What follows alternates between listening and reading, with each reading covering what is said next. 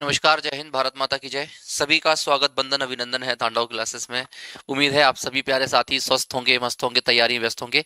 जल्द से जल्द सभी प्यारे साथी जुड़िए। आज की क्लास में ईवीएस का सुपड़ा साफ करने के लिए मैं आ चुका हूं।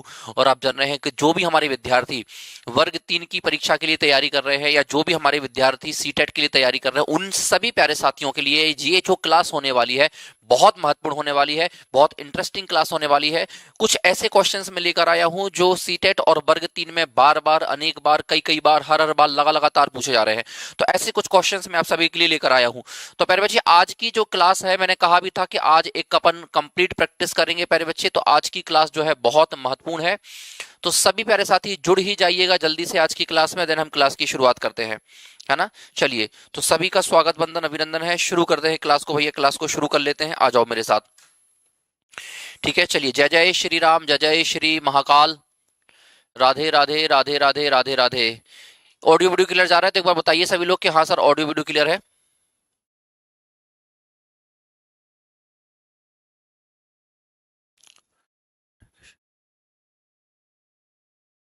ऑडियो वीडियो क्लियर जा रहा है सभी को? चलिए, तो स्टार्ट करते हैं भैया। ये रहा पहला क्वेश्चन आप सभी लोगों के लिए। पहला क्वेश्चन आपकी स्क्रीन पर ये रहा। चलिए, तो सबसे पहले मैं क्लास स्टार्ट करने से पहले आपको कुछ थोड़ा सा ऑफर के बारे में बता देता हूं। आप जान रहे हैं प्यारे बच्चे कि हमारे पास, आप सब जान रहे हैं कि वर्ग 3, वर्ग 2, वर्ग 1 के बैचेस के साथ साथ आप जानते हैं प्यारे बच्चे कॉम्बो बैचेस हैं। प्री और मेंस के लिए, एसएससी के लिए, छात्रावास अधीक्षक के लिए, व्यापम के सभी परीक्षाओं के साथ साथ एसएससी और रेलवे के बैचेस हैं। आप अपनी सुविधा अनुसार बैच को ज्वाइन कर सकते हैं तांडव क्लासेस के एप्लीकेशन को डाउनलोड करके। अभी अगर आप बैच ज्वाइन करते हैं तो आप जानते हैं हमारे रिपब्लिक डे ऑफर आज भी कंटिन्यू है। और आप जानते हैं रिपब्लिक डे ऑफर पर आपको प्यारे बच्चे 15% का क्या मिल जाएगा, ऑफ आपको यहां पर देखने को मिलेगा। ठीक है जी।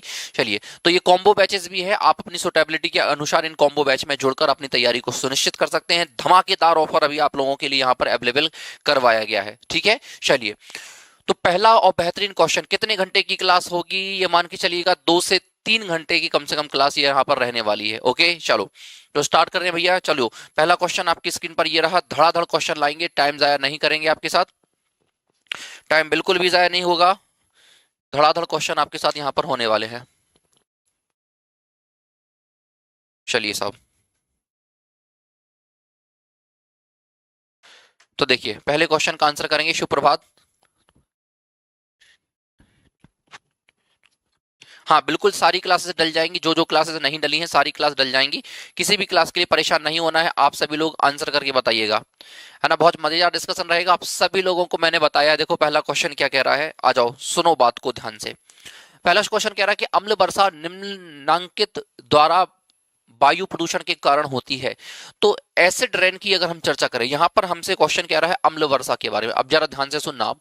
अगर मैं अम्ल वर्षा की आपके साथ चर्चा करूं तो आप सभी को पता होना चाहिए कि अम्ल वर्षा का पीएच कितना होता है। जरा कमेंट सेक्शन में बता दो जरा, अम्ल वर्षा कब माना जाता है? जब पीएच पीएच आप जानते हैं जब पीएच कितना हो जाए। अगर वर्षा का पीएच कितने से कम हो जाए तो उसे अम्ल वर्षा कहते हैं। कमेंट सेक्शन में लिखो सभी लोग। आप सभी जानते हैं कि अम्ल वर्षा का मतलब होता है जब वर्षा जल का पीएच आप जानते हैं, जब पीएच का मान आप जानते हैं 5.6 से क्या हो जाए, 5.6 से कम हो जाए, तो अपन इस वर्षा को क्या कहते हैं? अम्ल वर्षा कहते हैं। हाँ या ना? आप कहेंगे हाँ सर। अगर मैं चर्चा करूं अम्ल वर्षा का प्रमुख कारण, देखूं आपके सिलेबस में लिखा है अम्ल वर्षा का कारण, प्रभाव और निदान। अम्ल वर्षा का कारण भी लिखा है, प्रभाव भी और निदान भी लिखा है। बोल रहा है कारण पढ़ के आओ, प्रभाव पढ़ के आओ, निदान पढ़ के आओ। तो अम्ल वर्षा का कारण अगर देखें तो सबसे बड़ा कारण क्या होता है? अम्ल वर्षा का सबसे बड़ा कारण होता है वायु प्रदूषण। एक बार बोल के मेरे साथ बताओ, क्या होता है? वायु प्रदूषण के कारण अम्ल वर्षा होती है। अब जब अम्ल वर्षा वायु प्रदूषण के कारण होती है तो कौन से वायु प्रदूषण के कारण? तो दो प्रमुख वायु प्रदूषण है जो अम्ल वर्षा का कारण बनते हैं। कौन कौन से? जरा आओ मैं देखेंगे आपके साथ। एक तो होता है प्यारे बच्चे, आप जानते हैं सल्फर डाइऑक्साइड, और दूसरा होता है नाइट्रोजन डाइऑक्साइड। सल्फर डाइऑक्साइड और नाइट्रोजन डाइऑक्साइड के वायु प्रदूषण के कारण अम्ल वर्षा होती है।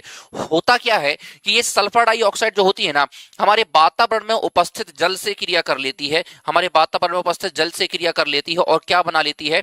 ये बना लेती है सल्फ्यूरिक एसिड बना लेती है। और ये जो आप जानते हैं नाइट्रिक ऑक्साइड होता है ना, ये क्या करता है? आप जानते हैं ये जो आप जानते हैं N2O होता है, NO2 होता है, ये वातावरण में उपस्थित जल से क्रिया करता है और क्या बना लेता है? और नाइट्रिक अम्ल बना लेता है। और क्या बना लेता है बेटा? नाइट्रिक अम्ल बना लेता है। अब ये दोनों अम्ल सल्फ्यूरिक अम्ल और नाइट्रिक अम्ल जब वर्षा जल के साथ बरसते हैं तो वर्षा जल का पीएच 5.6 से कम कर देते हैं। इसी वर्षा को अम्ल वर्षा कहा जाता है। अच्छा एक बात बताओ, अगर आपसे प्रश्न पूछा जाए कि अम्ल वर्षा को और किस नाम से जानते हैं, अगर आपको अम्ल वर्षा का अन्य नाम पूछा जाए तो प्यारे बच्चे ध्यान रखना, अम्ल वर्षा को हम स्टोन कैंसर भी कहते हैं। अम्ल वर्षा को स्टोन कैंसर भी कहा जाता है, हाँ या ना? हाँ या ना? इसे स्टोन कैंसर भी कहते हैं। क्यों? इसका प्रभाव क्या होता है अम्ल वर्षा का? अगर आपसे पूछे कि प्रभाव बताओ क्या होता है, तो पहला प्रभाव तो ये है कि ये आप जानते हैं, कीमती इमारतों की पत्थरों का क्या कर देती है? पहला प्रभाव तो ये है कि ये क्या करती है, पत्थर का क्या कर देती है, क्षरण कर देती है। कीमती पत्थरों का क्या कर देती है, क्षरण कर देती है। जैसे कि आप जानते हैं ताजमहल हो गया, ताजमहल की जो संगमरमर है उसका क्षरण कर देती है। दूसरा आप जानते हैं प्यारे बच्चे, दूसरा आप जानते हैं फसलों को नष्ट कर देती है। दूसरा आप जानते हैं फसल क्या कर देती है, नष्ट कर देती है। और इसका प्रभाव देखें तो आप जानते हैं हमारे लिए त्वचा त्वचा रोग कर सकती है, त्वचा संबंधी रोग कर सकती है। और अगर देखें तो पेड़ पौधों की उत्पादकता कम कर सकती है। जो पादप होते हैं, पादप की जो उत्पादकता है, उत्पादकता क्या कर सकती है, नष्ट कर सकती है। तो ये सब अम्ल वर्षा के क्या होते हैं, प्रभाव होते हैं। तो सही आंसर क्या जाएगा, नाइट्रस ऑक्साइड, और आप जानते हैं क्या हो जाएगा, सल्फर डाइऑक्साइड। हाँ या ना? कितने लोगों का सही हुआ?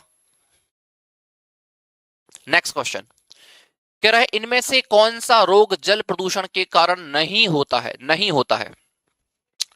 कौन सी जो बीमारी है जल प्रदूषण के कारण नहीं होती है, बताना है। कौन सा रोग जल प्रदूषण के कारण नहीं होता है, बताइए। अब देखो जितने लोगों ने रिवीजन करके आए ना, बहुत मजा आ रहा होगा, और जो रिवीजन नहीं भी करके आए उनको भी पता लगेगा कि ईवीएस में हमारे कैसे क्वेश्चन पूछे गए हैं पिछले सालों में, है ना। तो उनकी तैयारी आसान हो जाएगी। मतलब ये प्रैक्टिस सेशन सभी विद्यार्थियों के लिए बराबर महत्वपूर्ण है, हाँ या ना?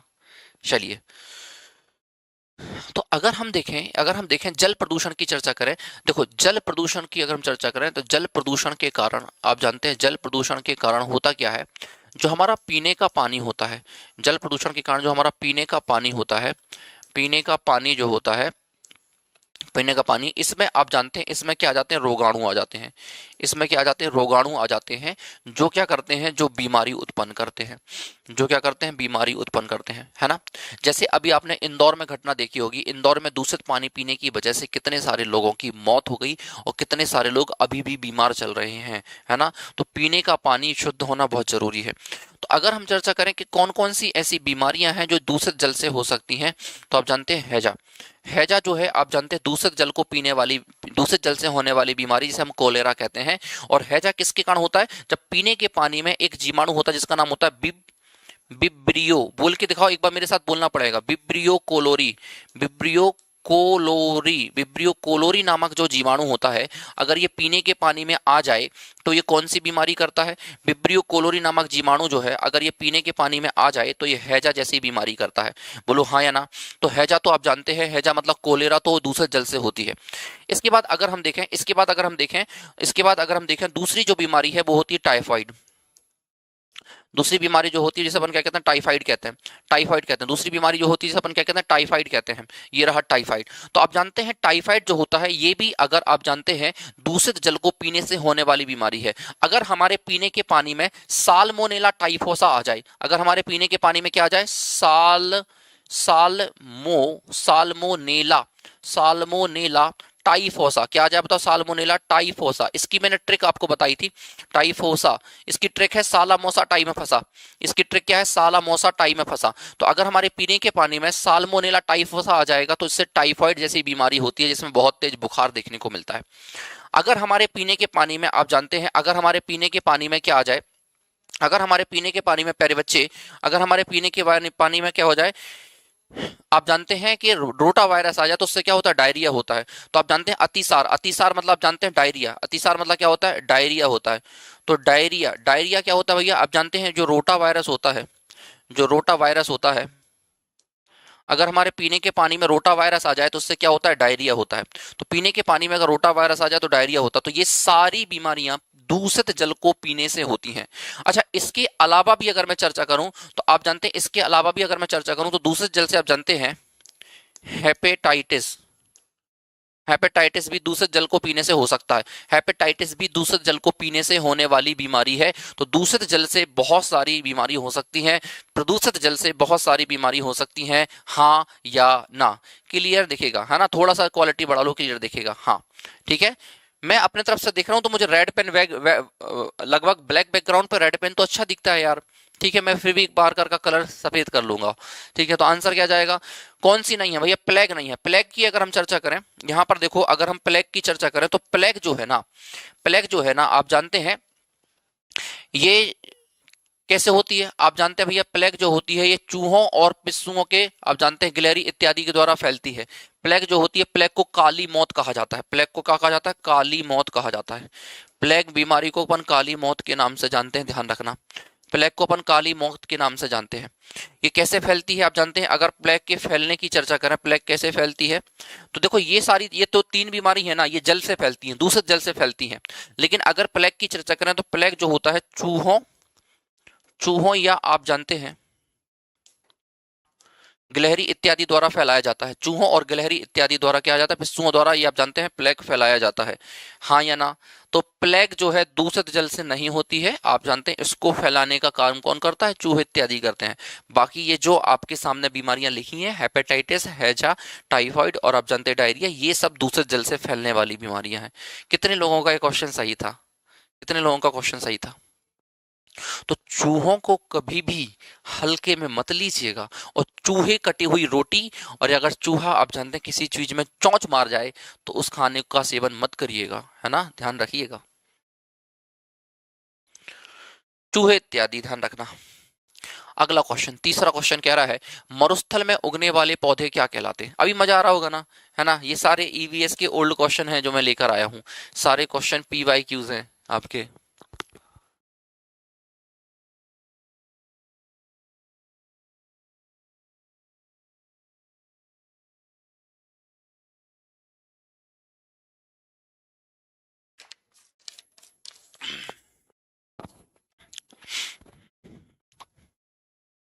मरुस्थल में उगने वाले पौधों को क्या कहते हैं? देखो, पहला हमारे सामने लिखा हुआ है, ध्यान से सुनना। पहला हमारे सामने लिखा हुआ, कल के दिन आपसे पूछ सकता था कि मेसोफाइट किसे कहते हैं। तो ध्यान से सुनना। सामान्य, आप जानते हैं प्यारे बच्चे, अगर मेसोफाइट के बारे में पूछे तो आप जानते हैं सामान्य जलवायु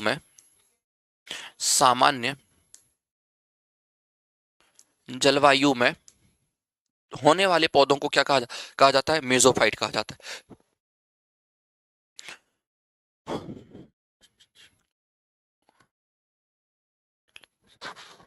एप्लीकेशन पर बिजली क्लास में कौन से नाम से डले हैं सर? मुझे नहीं मिल रही। क्या बोलना चाह रहे हो? मैं समझ नहीं पाया आपका कमेंट, है ना? आप जानते हैं मीजोफाइट किसे कहते हैं? सामान्य जलवायु में होने वाले पौधों को क्या कहा जाता है? मीजोफाइट कहा जाता है। अगर कल के दिन तुमसे पूछ ले कि मीजोफाइट किसे कहते हैं, तो ध्यान रखना, सामान्य जलवायु में होने वाले पौधों को क्या कहते हैं? मीजोफाइट कहते हैं। हाइड्रोफाइट किसे कहते हैं भाई? जल में होने वाले पौधों को। आप जानते हैं जल में होने वाले पौधे आप जानते हैं क्या कहलाते हैं? जल में होने वाले पौधे क्या कहलाते हैं? हाइड्रोफाइट कहलाते हैं। जीरोफाइट किसे कहते हैं? शुष्क जलवायु, आप जानते हैं, शुष्क या आप जानते हैं मरुस्थल, शुष्क या मरुस्थल में होने वाले पौधे आप जानते हैं, होने वाले पौधे क्या कहलाते हैं? जीरोफाइट कहलाते हैं। हेलोफाइट किसे कहते हैं? आप जानते हैं, लवड़ी मृदा में होने वाले पौधे, लवड़ी मृदा में होने वाले पौधे जो होते हैं,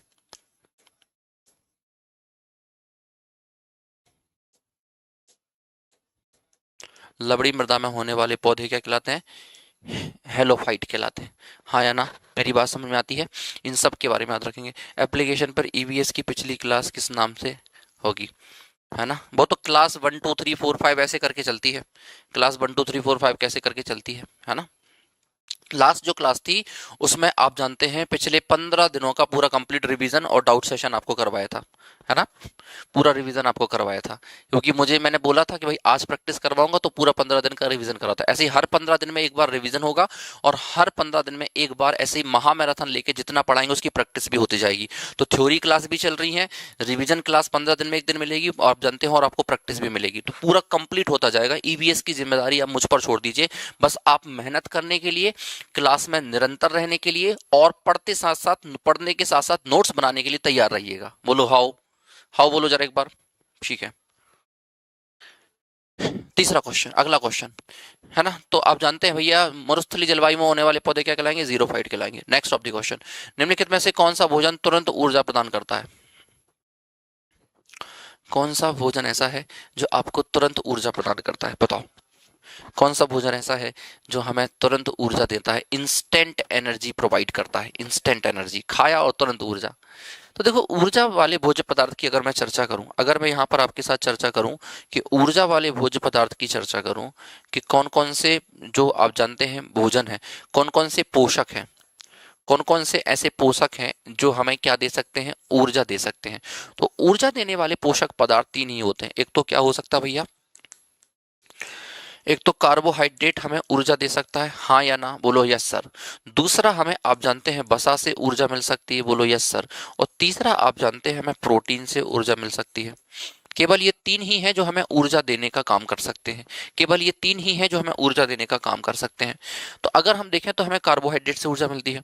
अब कार्बोहाइड्रेट भी आप जानते हैं मैंने आपको तीन प्रकार के पढ़ाए थे। पहला कौन सा पढ़ाया था, पहला कार्बोहाइड्रेट मैंने आपको पढ़ाया था मोनोसैकेराइड। पहला जो कार्बोहाइड्रेट मैंने आपको पढ़ाया था जिसे मैंने कहा था मोनोसैकेराइड, बोलो मेरे साथ, दिल को अच्छा लगेगा। सैकेराइड, दिल को अच्छा लगता है, क्लास में कमेंट चलते रहते हैं तो क्लास को भी अच्छा लगता है, बोलो मेरे साथ मोनोसैकेराइड। दूसरा कार्बोहाइड्रेट जो आपको पढ़ाया था जिसे कहा था डाइसैकेराइड, डाइसैकेराइड कहा था, शॉर्ट में लिख देता हूं, ठीक है। और तीसरा जो पढ़ाया था जिसे मैंने कहा था पॉलीसैकेराइड, पॉलीसैकेराइड कहा था जिसे मैंने पॉलीसैकेराइड कहा था, हाँ या ना, हाँ सर। इसी प्रकार से मैंने बसा दो प्रकार की पढ़ाई थी आपको। कौन कौन सी दो प्रकार की पढ़ाई थी, एक तो मैंने पढ़ाया था जिसे मैंने कहा था संतृप्त बसा, एक बोल के दिखाओ एक बार, क्या कहा था, संतृप्त बसा कहा था, याद आ रहा है। और दूसरा मैंने आपको पढ़ाया था जिसे आपको कहा था असंतृप्त बसा। दूसरा आप जानते हैं क्या होता है, असंतृप्त बसा होती है। दूसरी जो बसा होती है जिसे अपन कहते हैं असंतृप्त बसा।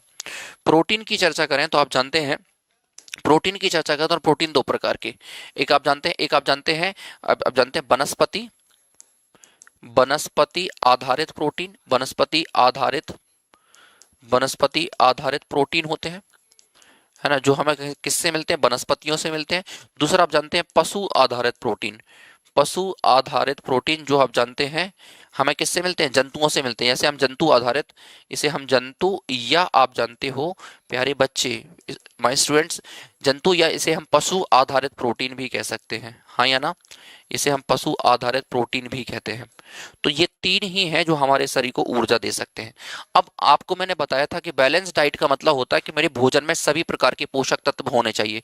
संतुलित आहार का मतलब है मेरे भोजन में कार्बोहाइड्रेट भी हो, है ना, आप जानते हैं 50 से 60% ऊर्जा कार्बोहाइड्रेट से मिले, प्रोटीन भी हो, है ना, 10 से 15% प्रोटीन से मिले, बसा भी हो, 20 से 30% ऊर्जा बसा से मिले, विटामिन भी हो, खनिज भी हो, आप जानते हैं फाइबर भी हो, सब कुछ होना चाहिए। अगर हमारे भोजन में सभी प्रकार के पोषक तत्व शामिल हैं तो उसे हम क्या कहते हैं, संतुलित आहार कहते हैं, है ना, आप ध्यान रखना। अगर मैं चर्चा करूं आपके साथ, तो अब क्वेश्चन में क्या पूछा गया ये देखते हैं। क्वेश्चन में पूछा गया कि सबसे जल्दी ऊर्जा कौन देता है, तो तुरंत ऊर्जा देता है कार्बोहाइड्रेट, और कार्बोहाइड्रेट में भी सबसे जल्दी ऊर्जा कौन देता है, मोनोसैकेराइड देता है, मतलब ग्लूकोज देता है। तो सबसे जल्दी ऊर्जा कौन देने का काम करता है, सबसे जल्दी ऊर्जा देने का काम करता है कार्बोहाइड्रेट, और कार्बोहाइड्रेट में भी सबसे जल्दी ऊर्जा कौन देगा, मोनोसैकेराइड मतलब कि ग्लूकोज देगा, मोनोसैकेराइड मतलब कि ग्लूकोज देगा, हाँ या ना।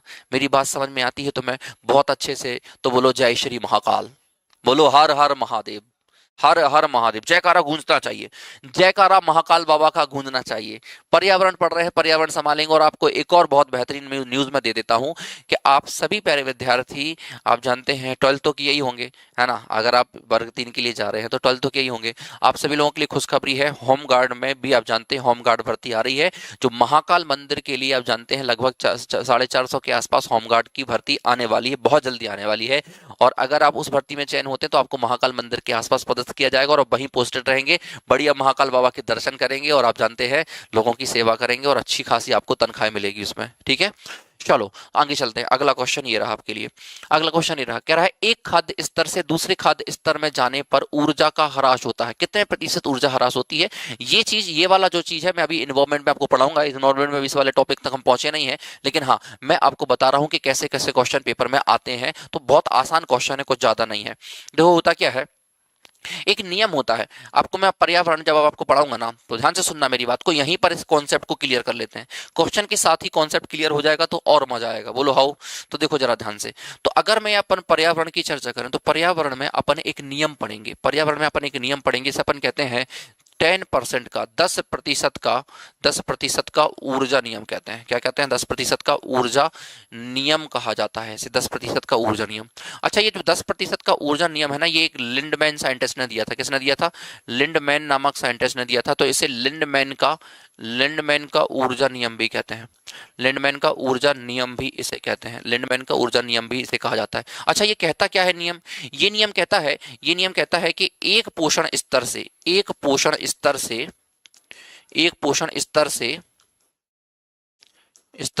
दूसरे, ये नियम कहता है एक पोषण स्तर से दूसरे पोषण स्तर तक, है ना, दूसरे पोषण स्तर तक 10% ऊर्जा का क्या होता है? स्थानांतरण होता है। और 90% ऊर्जा जो है, 90% ऊर्जा का क्या हो जाता है? ह्रास हो जाता है। 90% ऊर्जा का क्या हो जाता है? ह्रास हो जाता है। जैसे अगर मैं चर्चा करूं, जैसे आप जानते हैं प्यारे बच्चे, बहुत अच्छे से आपको पता है कि उत्पादक कौन होते हैं? पेड़ पौधे होते हैं। पेड़ पौधे क्या कहलाते हैं? उत्पादक कहलाते हैं। पेड़ पौधे उत्पादक कहलाते हैं। पेड़ पौधों को अपन क्या कहते हैं? पेड़ पौधों को अपन उत्पादक कहते हैं। अब पेड़ पौधों को किसने खाया? मान लो बकरी खा गई, तो बकरी क्या हो गई? एक उपभोक्ता हो गई। तो एक पोषण स्तर से दूसरे पोषण स्तर तक केवल कितना ट्रांसफर होगा? 10% ट्रांसफर होगा। बाकी का 90% का ह्रास हो जाएगा, बाकी 90% का लॉस हो जाएगा। तो आपसे ह्रास पूछा है, तो ह्रास पूछा गया, ह्रास कितना होता है भाई? ह्रास पूछा गया तो ह्रास होता है कितना? ह्रास होता है 90% का। और ट्रांसफर कितना होता है? ट्रांसफर केवल 10% होता है। स्थानांतरण केवल 10% का होता है, 90% का तो लॉस हो जाता है। तो यहाँ पर तुमसे 90% ह्रास पूछा गया, तो आंसर क्या लगाओगे? 90%।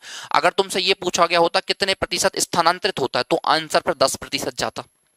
तो आंसर पे 10% जाता है ना? तो आंसर पर क्या आ जाता? 10% जाता। अब जैसे मान लो इस बकरी को कौन खा गया? मान लो इस बकरी को कौन खा गया? इस बकरी को मान लो शेर खा गया। तो आप जानते हैं फिर यहां से क्या होगा? केवल 10% ही ट्रांसफर होगा।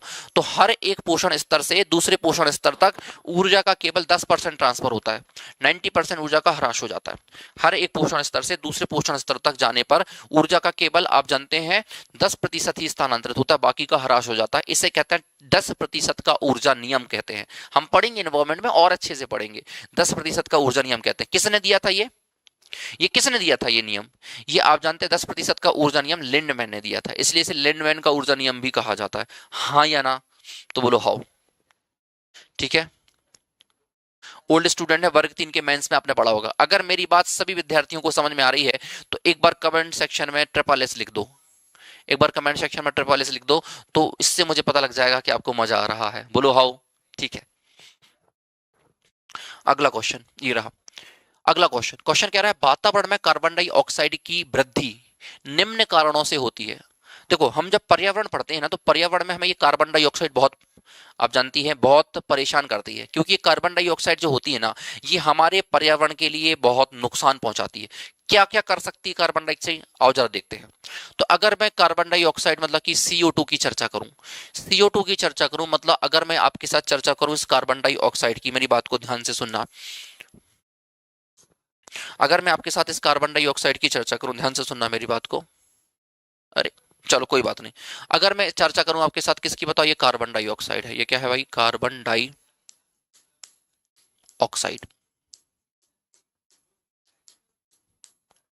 कार्बन डाइऑक्साइड की चर्चा करें तो पहली चीज तो ये है भैया, ये ग्रीन हाउस प्रभाव उत्पन्न करती है। इसके क्या प्रभाव हैं भैया? ये हमारे पर्यावरण पर, ये कार्बन डाइऑक्साइड जो होती है हमारे पर्यावरण पर क्या प्रभाव डालती है? अगर हम चर्चा करें हमारे पर्यावरण पर क्या प्रभाव डालती है, तो इस कार्बन डाइऑक्साइड का पहला प्रभाव तो ये है कि ये ग्रीन हाउस उत्पन्न करती है। क्या उत्पन्न करती है बताओ? Green house. ये ग्रीन हाउस प्रभाव उत्पन्न करती है ना। दूसरा इसका क्या है भैया? ये ग्लोबल वार्मिंग के लिए जिम्मेदार होती है। ग्लोबल वार्मिंग, ये सब आपको पढ़ाया गया है। ग्लोबल वार्मिंग और यूट्यूब पर ही पढ़ाया गया है, ये सब आपको पढ़ाया गया। ग्रीन हाउस क्या होता है, ग्लोबल वार्मिंग क्या होता है, बहुत अच्छे से पढ़ाया गया। हाँ या ना? तुम ना कह नहीं सकोगे। ठीक है, तो ग्लोबल वार्मिंग उत्पन्न करती है। एक तो ये क्या करती है बताओ? ग्लोबल वार्मिंग उत्पन्न करती है। इसके अलावा आप जानते हैं कार्बन डाइऑक्साइड जो होती है ये आप जानते हैं महासागर में, आप जानते हैं महासागर जो होते हैं, महासागर की क्या बढ़ा देती है? महासागर की अम्लता बढ़ा देती है। महासागर की अम्लता बढ़ा देती है। इस प्रकार से अगर देखें तो ये आप जानते हैं जलवायु परिवर्तन के लिए जिम्मेदार होती है। जलवायु परिवर्तन के लिए आप जानते हैं जिम्मेदार होती है कार्बन डाइऑक्साइड। ठीक है, अब कार्बन डाइऑक्साइड कहाँ से आती है, तो अगर मैं इसके स्रोत की चर्चा करूं कि कार्बन डाइऑक्साइड उत्पन्न कहाँ से होती है भैया, तो आ जाओ इसकी स्रोत की चर्चा करते हैं। आप हाँ या नाम उत्तर देंगे मुझे बहुत अच्छा लगेगा, आप हाँ नाम उत्तर देंगे मुझे बहुत अच्छा लगेगा। ठीक है, हाँ ना उत्तर देना। क्या कार्बन डाइऑक्साइड कोयला पेट्रोल डीजल को जलाने से उत्पन्न हो सकती है? क्या जीवाश्म ईंधन के दहन से उत्पन्न होती है? हाँ, आप जानते हैं जब आप क्या करेंगे, जीवाश्म ईंधन का प्रयोग करेंगे। जीवाश्म ईंधन आपके सिलेबस में सीधा सीधा दिया गया है, और जीवाश्म ईंधन हमने बहुत डिटेल में पढ़ा भी है, पिछली क्लासों में बहुत डिटेल में पढ़ा भी है। बोलो हाउ। तो जीवाश्म ईंधन का प्रयोग करेंगे तो कार्बन डाइऑक्साइड निकलेगी, हाँ या ना। अगर आप वनों की कटाई करेंगे तो क्या कार्बन डाइऑक्साइड बढ़ेगी? हाँ, वनों की आप जानते हैं कटाई करने से आप जानते हैं कार्बन डाइऑक्साइड के स्रोत देख लो, स्रोत कह लो या कह लो आप प्यारे बच्चे इसका असंतुलन, असंतुलन कह दो। तो अगर आप वनों की कटाई करेंगे ना तो कार्बन डाइऑक्साइड का संतुलन हो जाएगा। क्यों भाई? वनों की कटाई करेंगे तो कार्बन डाइऑक्साइड का संतुलन हो जाएगा। कैसे? क्योंकि पेड़ पौधे क्या करते हैं, कार्बन डाइऑक्साइड को अवशोषित करते हैं। पेड़ पौधे कार्बन डाइऑक्साइड को अवशोषित करते हैं। तो अगर आप पेड़ काटते जाओगे, अगर तुम पेड़ काटते जाओगे तो ऑक्सीजन कहां से लाओगे? पेड़ काटते जाओगे तो ऑक्सीजन कहां से लाओगे? तो अगर तुम पेड़ काटे जाओगे ना, पेड़ क्या करते हैं, कार्बन डाइऑक्साइड को अवशोषित करते हैं। अगर पेड़ काटोगे तो कार्बन डाइऑक्साइड कैसी हो जाएगी? कार्बन डाइऑक्साइड असंतुलित हो जाएगी। मैं अच्छे से लिख देता हूं, कार्बन डाइऑक्साइड क्या हो जाएगी? असंतुलित हो जाएगी। कार्बन डाइऑक्साइड असंतुलित हो जाएगी। दूसरा अगर मैं देखें, है ना, दूसरा अगर हम देखें प्यारे बच्चे कि कार्बन डाइऑक्साइड और कहां से आती है, तो कार्बन डाइऑक्साइड आप जानते हैं वाहनों में आप क्या कर रहे हो, वाहनों से आती है। आप जानते हैं वाहन में ईंधन जलता है, वहां से उत्पन्न होती है। वाहन में ईंधन जलता है, वहां से उत्पन्न होती है कार्बन डाइऑक्साइड, है ना। आप जानते हैं प्यारे बच्चे कार्बन डाइऑक्साइड प्राकृतिक रूप से भी निकल सकती है। लेकिन प्यारे बच्चे सौर हीटरों के ज्यादा इस्तेमाल से कार्बन डाइऑक्साइड नहीं निकलती, है ना। तो जीवाश्म ईंधन के इस्तेमाल से कार्बन डाइऑक्साइड निकलेगी। वनों की कटाई से कार्बन डाइऑक्साइड की मात्रा में वृद्धि होगी। ये पूछ रहा वृद्धि कैसे होगी? बिल्कुल होगी, क्योंकि वन काटते जाओगे तो कार्बन डाइऑक्साइड अवशोषित नहीं होगी। इसके बाद आप जानते हैं वाहनों की संख्या बढ़ेगी तो कार्बन डाइऑक्साइड की आप जानते हैं मात्रा बढ़ेगी।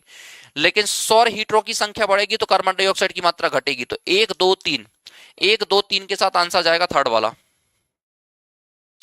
एक दो तीन के साथ आंसर क्या जाएगा? थर्ड वाला जाएगा। सौर हीटर के इस्तेमाल से तो कार्बन डाइऑक्साइड की मात्रा घटेगी। ठीक है, क्योंकि सौर हीटर में थोड़ी आप ईंधन जलाते हो। मेरी बात समझ में आती है तुम्हें बहुत अच्छे से? तो बोलो हाँ। चलिए आगे चलते हैं आपके साथ। कितने लोगों का ये क्वेश्चन सही था? बेहतरीन क्वेश्चन था ये। नेक्स्ट क्वेश्चन, निम्नलिखित में से कौन सा परितंत्र प्राकृतिक है? अभी आप पर्यावरण में अगर अभी अब चर्चा करें तो अभी जो हमारा जो ईवीएस चल रहा है इसमें अभी आप क्या पढ़ोगे? इसमें अभी आपको मैं परितंत्र पढ़ाऊंगा। तो परितंत्र में दो प्रकार के परितंत्र आप देखेंगे। एक आप देखेंगे प्राकृतिक परितंत्र, एक आप देखेंगे प्राकृतिक परितंत्र देखेंगे। दूसरा आप देखेंगे कृत्रिम परितंत्र, या कृत्रिम परितंत्र को अपन क्या कहते हैं? मानव निर्मित परितंत्र कहते हैं। मानव निर्मित परितंत्र कहा जाता है। ठीक है, ये अभी आप देखेंगे। तो अगर हम प्राकृतिक परितंत्र की चर्चा करें, जैसे आप जानते हैं जैसे कि वन हो गया हमारा प्राकृतिक परितंत्र है। जैसे आप जानते हैं घास के मैदान हो गए, घास के क्या हो गए बताओ? मैदान हो गए। आप जानते हैं हमारे प्राकृतिक परितंत्र हैं। जैसे आप जानते हैं हमारा आप जानते हैं मरुस्थल हो गया, मरुस्थल हो गया भाई, पहले से बना हुआ, हमने नहीं बनाया, प्राकृतिक परितंत्र है। जैसे आप जानते हैं भैया, जैसे आप जानते हैं नदी हो गया, आप जानते हैं प्राकृतिक परितंत्र है। नदी वगैरह हो गया, आप जानते हैं नदी या क्या हो गया बताओ? झील वगैरह हो गई जो प्राकृतिक रूप से बनी हुई है, क्या है? प्राकृतिक परितंत्र हो जाती है ना। घास के मैदान, वन इत्यादि प्राकृतिक परितंत्र हो जाते हैं। जैसे आप जानते हैं समुद्र है, समुद्र भी अपने आप में क्या है भाई बताओ? प्राकृतिक परितंत्र है। कृत्रिम परितंत्र की चर्चा करें मतलब जो हमने बनाए हैं, जो मानव ने बनाए हैं। जैसे आप जानते हैं फसल, आप जानते हैं भैया खेत जो है, अगर हम चर्चा करें फसल परितंत्र, फसल की चर्चा करें तो फसल हम उगाते हैं, अपने लिए उगाते हैं, तो फसल क्या हो जाती है भाई? आप जानते हैं कृत्रिम परितंत्र, क्योंकि फसल हमने उगाई है। जैसे आप जानते हैं आम का बाग है, आम का हमने क्या लगाया है बताओ? बाग लगाया, आम का बाग लगा दिया हमने। आप जान रहे हो भाई, तो आम हम उगा रहे हैं, तो ये क्या है भैया? ये अपने आप में क्या है भैया? ये अपने अपने कृत्रिम परितंत्र है ना। जैसे हमने एक्वेरियम बना लिया, एक छोटा सा पॉट ले आए, उसमें पानी भर के मछलियां रख ली हमने, है ना। हमने स्विमिंग पूल बना लिया, तो स्विमिंग पूल क्या है? हमने बनाया ना, तो ये क्या हो जाएगा? कृत्रिम परितंत्र हो जाएगा। तो कह रहा है कौन सा प्राकृतिक परितंत्र है? प्राकृतिक परितंत्र पूछ रहा है, तो घास का स्थल यहाँ पर प्राकृतिक परितंत्र, आम का मैदान, गेहूं का खेत हो या एक्वेरियम हो, है ना, या एक्वेरियम है, ये सब क्या है भैया, एक्वेरियम जहाँ पे आप क्या जानते हैं शोकेस के लिए मछलियां रख लेते हैं, शो के लिए, है ना, एक्वेरियम में आप क्या करते हैं शो के लिए मछलियां रख लेते हैं, ये सब क्या है, कृत्रिम परितंत्र है। घास का मैदान क्या हो जाएगा, हमारा प्राकृतिक परितंत्र हो जाएगा।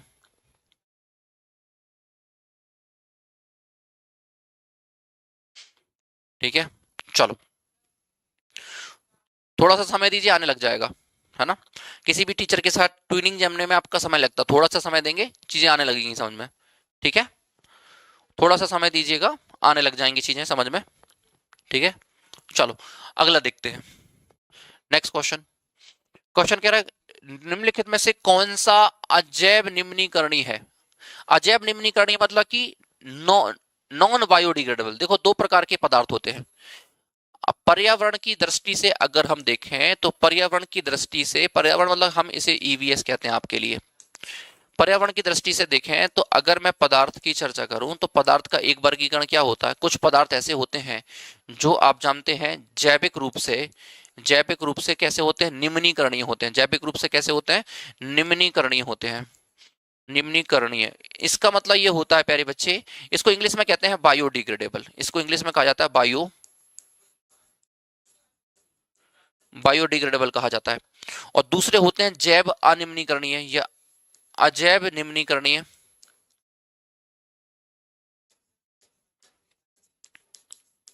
या इसी को हम कहते हैं जैव अनिम्नीकरणीय भी कहते हैं, या इसको हम क्या कह देते हैं, इसी का दूसरा नाम है, इसी को अपन कह देते हैं जैव अनिम्नीकरणीय।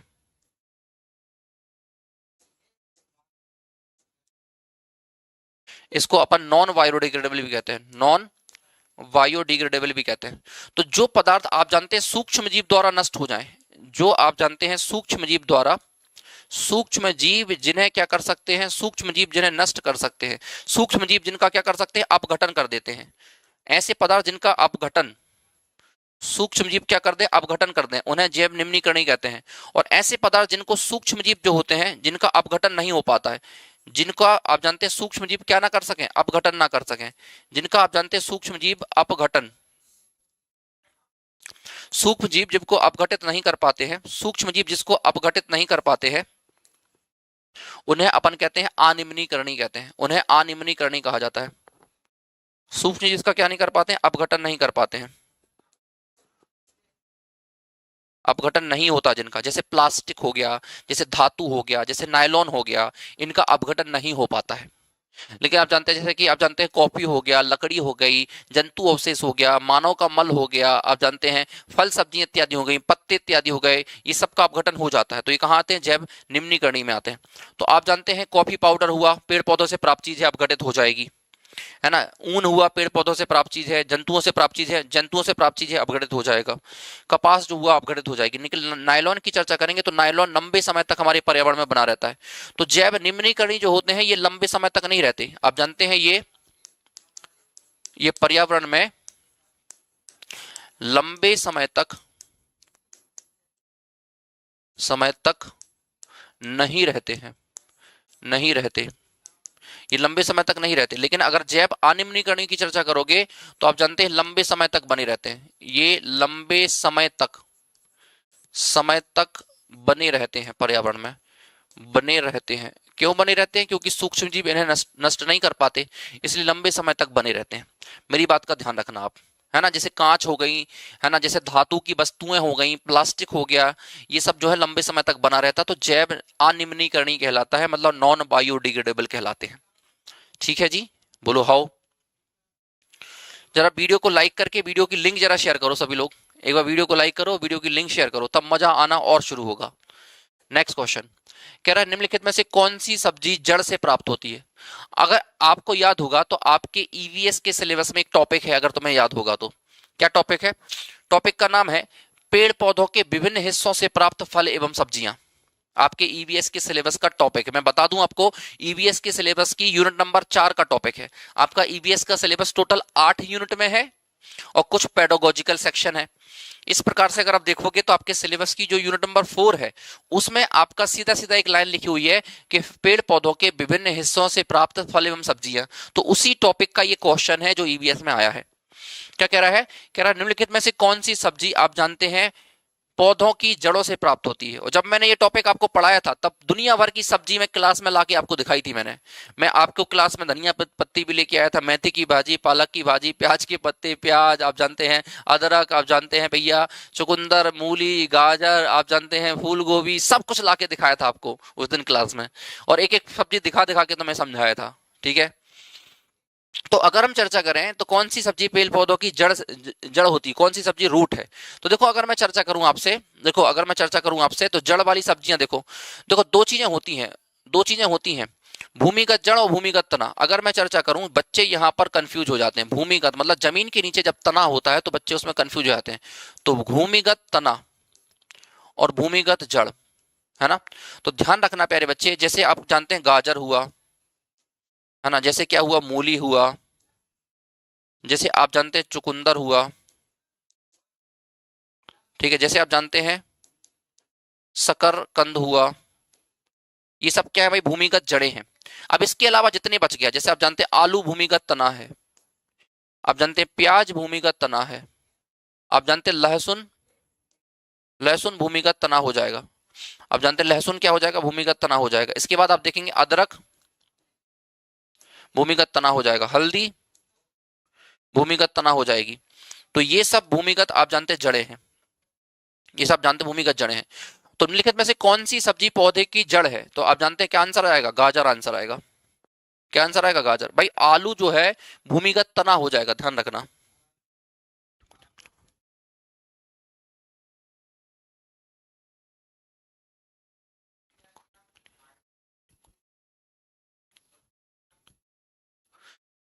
ईवीएस की रिकॉर्डिंग क्लास में एम की पक की रिकॉर्डिंग डली है कुछ सर आपके हैं, आपकी कैसे देखें, शुरू से आपके नाम से पढ़ाती तो समझ। क्या कहना चाह रहे हो, कुछ तुम लोग क्लियर नहीं लिखते हो यार। एक तो हिंदी तुम लोगों की कमजोर सी लगती है मुझे, एक बार हिंदी पढ़ो आप प्रदीप सर से जाके। देखो ईवीएस की क्लासेस रिकॉर्डिंग डली हुई है एप्लीकेशन के ऊपर, सिस्टमेटिक लेक्चर 1 2 3 4 5 6 7 8 ऐसे डले हुए हैं। ठीक है, ऐसे डले हुए हैं। तो आप क्या करना, ईवीएस के लेक्चर देख लेना, ईवीएस के लेक्चर रिकॉर्डेड देख लेना एप्लीकेशन पर, और यूट्यूब पर भी प्लेलिस्ट बनी हुई है ना, बात समझ पा रहे हो। तो उसमें अलग से लिखा होगा ईवीएस बाय शिवम सर के नाम से फोल्डर होगा, ईवीएस बाय शिवम सर के नाम से फोल्डर होगा। तो वहां पर आपको सीक्वेंसी क्लासेस मिल जाएंगी, मैं ये कह रहा हूं आपसे। ठीक है, ईवीएस बाय शिवम सर के नाम से फोल्डर होगा तो वहां पे सीक्वेंसी क्लास मिल जाएंगी आपको।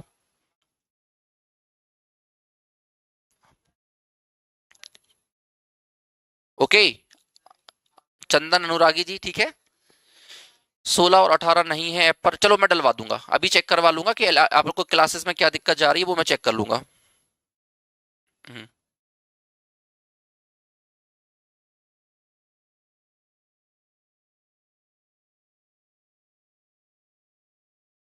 लो मैं बोल देता हूँ।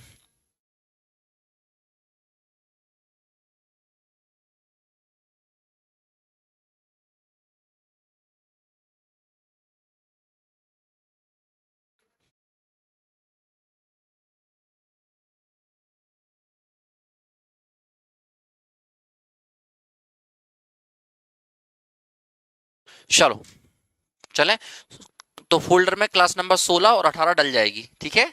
डोंट वरी, मैंने मैं भी मैसेज डाल दिया है, तो आपके फोल्डर में मैं चेक कर लूंगा कि कौन सी क्लास कैसी क्या है, ऊपर नीचे है तो मैं वो सेट करवा दूंगा। बिल्कुल परेशान होने की बात नहीं है, अभी अपना पूरा ध्यान प्रैक्टिस पे लगाइए, बाकी आपको क्लासेस अवेलेबल हो जाएंगी, हाँ या ना। अगर सब कुछ क्लियर है तो बोलो हाउ। चलो अगले क्वेश्चन की तरफ चलते हैं। कह रहे अन्य पशुओं की तुलना में मछली का उपभोग स्वास्थ्यकर माना जाता है, क्यों। मछली जल की रानी है, जीवन उसका पानी है, रानी है रानी है। तो आप जानते हैं मछली स्वास्थ्य की भी रानी होती है, क्योंकि अगर मैं मछली की चर्चा करूं, मछली में आप जानते हैं प्यारे बच्चे सभी प्रकार की वसाएं मिलती हैं, मछली में आप जानते हैं सभी प्रकार के आवश्यक वसी अम्ल मिलते हैं, अमीनो अम्ल मिलते हैं, मछली में आप जानते हैं पोषक तत्व भी हैं, बहुत सारी चीजें हैं। ठीक है। तो अगर मैं चर्चा करूं आपसे बसा की चर्चा करूं, ध्यान से सुनना, अगर मैं चर्चा करूं बसा, तो दो प्रकार की बसा होती है, दो प्रकार की बसा होती, ध्यान से सुनना, ये वाला कॉन्सेप्ट यहीं पर क्लियर कर लेंगे अपन। एक बसा होती जिसे अपन कहते हैं असंतृप्त बसा, जिसे अपन क्या कहते हैं, असंतृप्त बसा कहते हैं, असंतृप्त बसा कहते हैं। हमारे भोजन में असंतृप्त बसा, अगर मैं चर्चा करूं तो भोजन में, हमारे जो भोजन में अगर हम चर्चा करें तो हमारे भोजन में असंतृप्त बसा लगभग लगभग आप जानते हैं कितना होना चाहिए, 70 से 75% होना चाहिए। मैं 75% यहां लिख देता हूं, ठीक है। 70 से 75% होना चाहिए, 70 से 75%, 72 कितना होना चाहिए, 75% होना चाहिए। दूसरा होती है संतृप्त बसा। संतृप्त बसा हमारे भोजन में ज्यादा नहीं होना चाहिए, ज्यादा होगी तो दिक्कत होगी। तो संतृप्त बसा की अगर हम चर्चा करें, तो संतृप्त बसा की अगर हम चर्चा करें तो भोजन में, हमारे भोजन में मेरे भाई, हमारे भोजन में जो संतृप्त बसा है वो होना चाहिए 25 से 30%। 25 से कितना होना चाहिए, 25 to 30% होना चाहिए, हाँ या ना। तो अगर ऐसा है, अगर आप क्या करते हैं 70% के आसपास असंतृप्त और 25% के आसपास संतृप्त बसा ले रहे हैं, तो इसे संतुलित बसा माना जाता है। तो इसे संतुलित बसा कहते हैं। बसा संतुलित है, मतलब संतृप्त और असंतृप्त बसा का रेशो, अनुपात बिल्कुल संतुलित मात्रा में है, तो इसे संतृप्त बसा कहते हैं। अगर मैं असंतृप्त बसा की चर्चा करूं तो असंतृप्त बसा उसे कहा जाता है, ऐसी बसा जिसके कार्बन परमाणुओं के बीच क्या होता है, सिंगल बॉन्ड होता है, उसे संतृप्त बसा कहते हैं। और अगर आप जानते हैं कार्बन परमाणुओं के बीच आप जानते हैं डबल बॉन्ड हो जाए, या आप जानते हैं ट्रिपल बॉन्ड, चलो खैर ये इतनी तकनीकी बातों में नहीं जाते, आपके लिए काम की नहीं है ये वाली बात, ये तो अपन केमिस्ट्री में हाइड्रोकार्बन में देखते हैं। मैं बहुत आसान सी चीजें बताता हूं जो आपको ईवीएस में काम की है। देखो असंतृप्त बसा की चर्चा करें तो इसका जो पाचन होता है ना बेटा, इसका पाचन कैसा होता है, सरल होता है। इसका पाचन कैसा होता है, सरल होता है। और संतृप्त बसा का अगर मैं पाचन की चर्चा करूंगा तो इसका पाचन जो होता है अपेक्षाकृत, इसका पाचन जो होता है ना अपेक्षाकृत कैसा होता है, अपेक्षाकृत इसका पाचन कठिन होता है, समय लगता है, कठिन होता है, समय लगता है। संतृप्त वसा के स्रोत की चर्चा करूं ना तो ये कहां से मिलती है, आप जानते हैं ये वनस्पति, आप जानते हैं कहां से मिलती है, ये वनस्पति, वनस्पति उत्पादों से प्राप्त होती है, वनस्पति उत्पाद से प्राप्त होती है। जैसे आपने सोयाबीन का तेल खा लिया, मूंगफली का तेल खा लिया, जैसे आप जानते हैं आपने सोया का तेल खा लिया, सोयाबीन का तेल खा लिया आपने, है ना। आप जानते हैं आपने मूंगफली का तेल खा लिया आपने, मूंगफली हो गया। आप जानते हैं आपने प्यारे बच्चे, आप जानते हैं अलसी का तेल खा लिया आपने, है ना। आप जानते हैं कोई भी तेल खा लो, या अन्य लिख लो, अन्य। और आप जानते हैं ये कहां से मिलती है, संतृप्त वसा मिलती है, आप जानते हैं जंतु उत्पाद से मिलती है। कोई भी जंतु खा लिया आपने, जंतु उत्पाद से मिलती है आपको, जंतु उत्पाद, जंतु उत्पाद जैसे आप जानते हैं आपने मांस खा लिया, है ना, मांस हो गया। आप जानते हैं आपने क्या कर लिया भाई, दूध पी लिया, दूध, दूध भी तो जंतु से मिलता है, घी भी किससे मिलता है, जंतु से मिलता है। अब तुम्हारा मन कर रहा होगा ना कि मछली यहां लिख दूं, तुम्हारा मन कर रहा होगा कि मछली यहां लिख दूं, तो मछली अपवाद है, ध्यान रखना, मछली अपवाद है, ध्यान रखना प्यारे बच्चे। मछली की चर्चा करूं तो मछली जंतु है, लेकिन मछली कहां आती है, यहां आती है। मछली जंतु होने के बावजूद भी मछली में क्या पाई जाती है, ध्यान रखना, मछली जंतु होने के बावजूद भी मछली में क्या पाई जाती है, मछली जंतु है फिर भी मछली में क्या पाई जाती है, ध्यान रखना, असंतृप्त वसा पाई जाती है। इसलिए मछली जहां भी मिले खा लिया करो, है ना। अगर मैं संतृप्त वसा की चर्चा करूं तो यहां पर भी इसका भी एक अपवाद है। इसका अपवाद क्या है भाई, इसका अपवाद है नारियल, नारियल इसका अपवाद है भाई। नारियल आप जानते हैं वनस्पति उत्पाद है, लेकिन इसमें क्या होती है, संतृप्त वसा मिलती है। नारियल वनस्पति उत्पाद है लेकिन इसमें संतृप्त वसा मिलती है ना। हाँ लिख सकते हो, बिल्कुल लिख सकते हो, ठीक है। नारियल वनस्पति उत्पाद है लेकिन इसमें क्या मिलती है, आप जानते हैं संतृप्त वसा मिलती है। और मछली जंतु उत्पाद है, उसके बावजूद भी इसमें असंतृप्त वसा मिलती है। एक इसका अपवाद बता दिया, एक अपवाद इसका याद रखो और एक अपवाद इसका याद रखो, बात समझ पा रहे हो। और इन्हीं अपवादों से प्रश्न आते हैं। तो मछली इसलिए अन्य पशुओं की तुलना में अच्छी है क्योंकि मछली में असंतृप्त वसा पाई जाती है, क्योंकि मछली में असंतृप्त वसा पाई जाती है, इसलिए मछली अन्य जंतुओं की तुलना में खाना क्या है, अच्छी है। कायदे से मछली में संतृप्त होना चाहिए थे, लेकिन मछली में असंतृप्त होती है, और पाचन क्या होता है, आसान होता है। और मछली विटामिनों से भरपूर भी होती है, बोलो हाओ, ठीक है जी, है ना। तो तुम्हारा मन करेगा तुम शाकाहारी हो तो खाओ, अगर मांसाहारी हो तो कोई दिक्कत वाली बात नहीं है। मांसाहारी, अगर तुम मांसाहारी हो तो खाते हो, शाकाहारी तो कोई दिक्कत वाली बात नहीं, और भी चीजों से मिल जाएगी यार, जरूरी थोड़ी है। घी खा के ले सकते हो, दूध पी के ले सकते हो, है ना, घी दूध से भी ले सकते हो तुम, ठीक है। तो जरूरी नहीं है कि मांसाहारी हुआ ही जाए, तुम शाकाहारी होगे तो बहुत अच्छी बात है ना।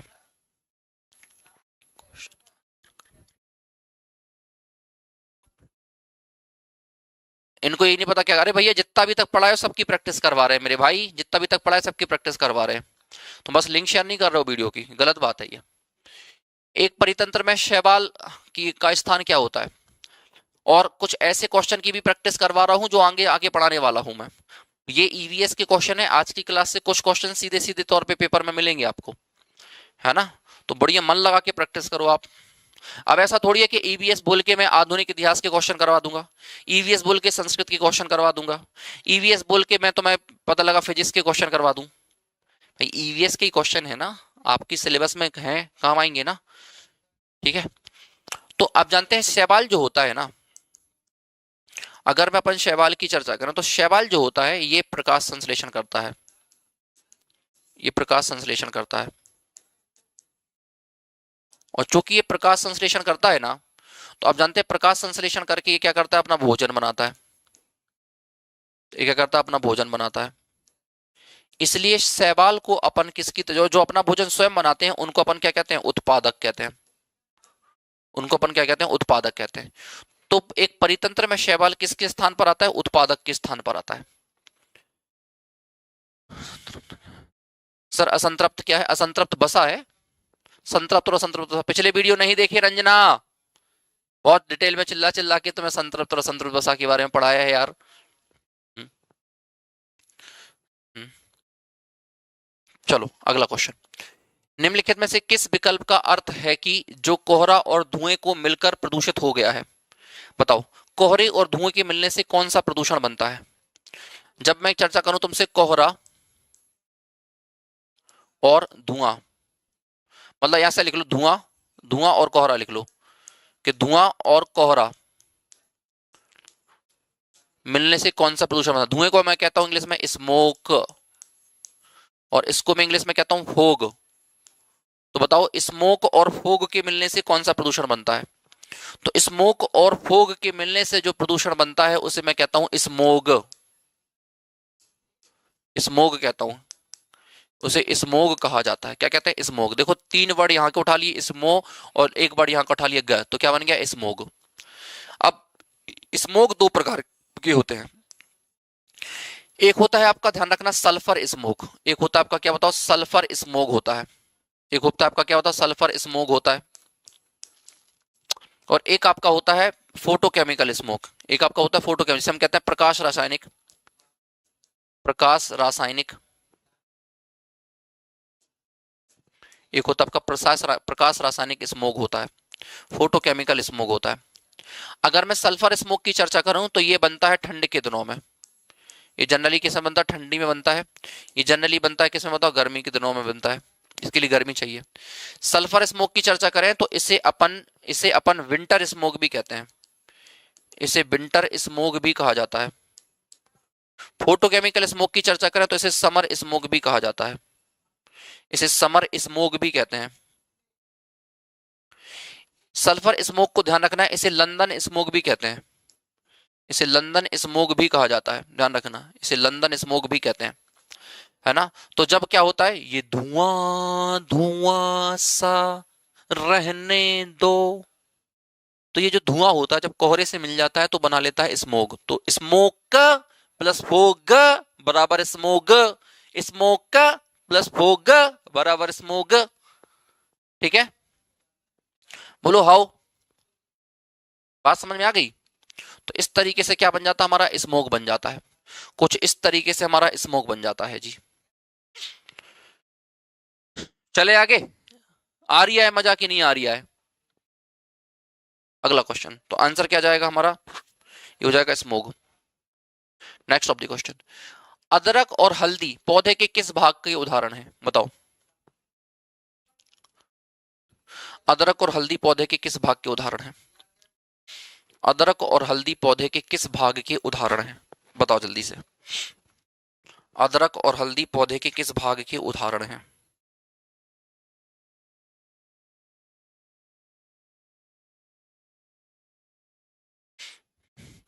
अदरक और हल्दी पौधे के किस भाग पर के उदाहरण हैं, बताओ। रूपांतरित तना, प्राथमिक जड़, फल या पत्ती, बताओ। रूपांतरित तना, प्राथमिक जड़, फल या पत्ती। तो आपको अभी थोड़ी देर पहले बताया था मैंने कि अदरक हुआ, मैंने आपको बताया था कि हल्दी हुआ, आपको मैंने बताया था आलू हुआ, आलू ले लो, या कांदा मतलब कि प्याज हुआ, या लहसुन हुआ, है ना। आप जानते हैं आलू हुआ, प्याज हुआ, अदरक हुआ, लहसुन, ये सब क्या है? ये सब के सब क्या है? ये सब के सब तने हैं। कौन से तने हैं? भूमि के अंदर पाए जाने वाले तने हैं। ये भूमिगत तने हैं। या इसे, इन भूमिगत तनों को आप रूपान इन्हें आप रूपांतरित तना भी कहते हो, या भूमिगत तना भी कह सकते हो, है ना।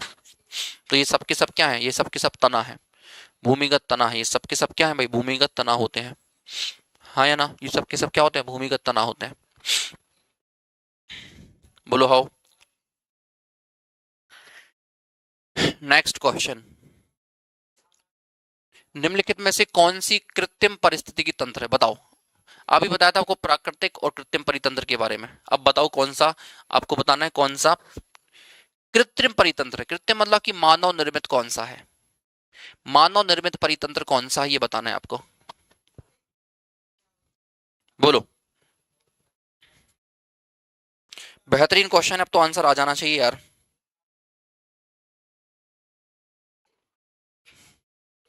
अब तो आंसर आ ही जाना चाहिए। तो अगर मैं चर्चा करूं आपके साथ कि कृत्रिम परितंत्र कौन सा, अभी आपको बताया था। प्राकृतिक परितंत्र अभी आपको बताया था, और कृत्रिम परितंत्र भी बताया था। एक बार फिर से बता रहा हूं, याद रखना। परितंत्र की चर्चा करें अगर हम, तो आपको बताया था मैंने, प्राकृतिक परितंत्र की चर्चा करें तो जैसे आप जानते हैं, जैसे आप जानते हैं वन हो गया, जैसे आप जानते हैं घास के मैदान हो गए, घास के मैदान हो गए प्यारे साथी। साथ ही अगर मैं आपके साथ चर्चा करूं, जैसे आप जानते हैं मरुस्थल हो गया। साथ ही अगर मैं आपके साथ चर्चा करूं, जैसे आप जानते हैं नदी हो गई। साथ ही अगर मैं आपके साथ चर्चा करूं, जैसे आप जानते हैं समुद्र हो गया, जैसे आप जानते हैं समुद्र हो गया, ये सब प्राकृतिक हैं। अगर मैं कृत्रिम की चर्चा करूं साथी आपके साथ, तो जैसे आप जानते हैं कि भाई मैंने धान का खेत लगा लिया, मान लो धान का क्या लगा लिया भाई, खेत बनाया, तो ये तो हमने बनाया है ना। भाई गेहूं का खेत जैसे मान लो मैंने उगा लिया, गेहूं का खेत, तो ये तो हमने उगाया है ना। तो कोई भी खेत हो, कोई भी फसल हो, अन्य फसल कोई भी क्या हो बताओ, कोई भी फसल हो, तो वो तो हम उगा रहे हैं ना। तो इसलिए इसे अपन कृत्रिम परितंत्र में रखते हैं, इसलिए इसे अपन कृत्रिम परितंत्र के अंतर्गत रखते हैं। जैसे कि एक्वेरियम हो गया, एक्वेरियम हो गया भाई, एक छोटे से पॉट के अंदर मछलियां तो हमने रखी ना। ठीक है, तो कृत्रिम परितंत्र क्या हो जाएगा? धान का खेत यहाँ पर कृत्रिम परितंत्र हो जाएगा, बाकी सब क्या हो जाएंगे? प्राकृतिक परितंत्र की श्रेणी में आएंगे। हर हर महादेव, अब मजा आया ना, थोड़ा ऊर्जा का संचार सा हुआ। ऐसे तुम लोग जयकारा लगाते नहीं हो। चलो अगला क्वेश्चन देखेंगे। बताओ। अभी देखो हमारे सिलेबस में, और खास ही साथ सी टेट के सिलेबस में, अगर आप एमपी टेट वर्ग 3 देखोगे या सी टेट देखोगे, दोनों के सिलेबस में पोषण एवं आहार दिया गया है। और पोषण एवं आहार से इस टाइप के प्रश्न आपको सी टेट में, साथ ही साथ एमपी टेट में, एमपी टेट ईवीएस के अंदर दोनों जगह देखने को मिलते हैं। समझ रहे हो इस टाइप के क्वेश्चन? तो ये बेहतरीन क्वेश्चन है ना। तो बताओ, कौन से भोज्य पदार्थ से कौन सा पोषक तत्व हमें मिलता है, ये बताना है। बहुत आसान क्वेश्चन है भैया। बताओ। जय माई की, चलो बताओ। तो आप जानते हैं भैया, सल्फर की चर्चा करें तो सल्फर जो है ना, ये हमें प्रोटीन का स्रोत होता है। सल्फर किस, है ना, सल्फर आप जानते हैं प्रोटीन का स्रोत होता है। कैल्शियम की चर्चा करें तो कैल्शियम आप जानते हैं हमें किससे मिल जाता है, यहाँ पर क्या लिख लो भाई, यहाँ दो लिख लो। कैल्शियम की चर्चा करें, कैल्शियम हमें किससे मिल जाता है? दूध से मिल जाता है। यहाँ पे क्या लिख लो? 3 लिख लो। सोडियम की चर्चा करें, सोडियम हम नमक से लेते हैं, नमक आप जानते हैं Na मतलब सोडियम और Cl मतलब क्लोरीन, तो ये हमें किससे मिल जाता है? नमक से मिल जाता है। और आयरन तो बच्चे बच्चे को चप्पे चप्पे पे पता है कि आयरन जो है ये किस में मिलता है? पालक में मिलता है। आयरन किस में मिलता है? पालक में। तो 2 3 4 1 कहीं दिख रहा है आपको? 2 3 4 1, 2 3 4 1 कहीं दिख रहा है आपको? हाँ सर दिख गया, 2 3 4 1। हाँ बिल्कुल ले सकते हैं, वर्ग 2 वाले भी बिल्कुल ले सकते हैं, क्योंकि वर्ग 2 के सिलेबस में भी आप जान रहे हैं कि ये सब चीजें कई बार पूछ लेता है वो। प्रैक्टिस है, सब लोग प्रैक्टिस करो, मजेदार है। पढ़ाई की अच्छी बात यह है कि पढ़ाई ज्यादा हो जाने से लूज मोशन नहीं होते, ना ही वोमिटिंग होती है है ना। लेकिन हाँ, दिमाग में खिचड़ी भी नहीं पचना चाहिए, इस बात का भी ध्यान रखें आप। तो परीक्षा के समय में आप जानते हैं बहुत लिमिटेड पढ़ें, बार बार पढ़ें और बार बार प्रैक्टिस करें, ठीक है। आ जाओ, पालक और मेथी में किस प्रकार की सब्जियां हैं? अरे यार, ये तो क्या क्वेश्चन है। आप जानते हैं पालक मेथी की चर्चा करें, हरे पत्तेदार सब्जी है ये। पालक मेथी आप सभी लोग खाओ, अभी ठंड है तो ठंड में बढ़िया से पालक मेथी आप सभी लोगों को छोड़ना नहीं है, खाते रहना है। आप जानते हैं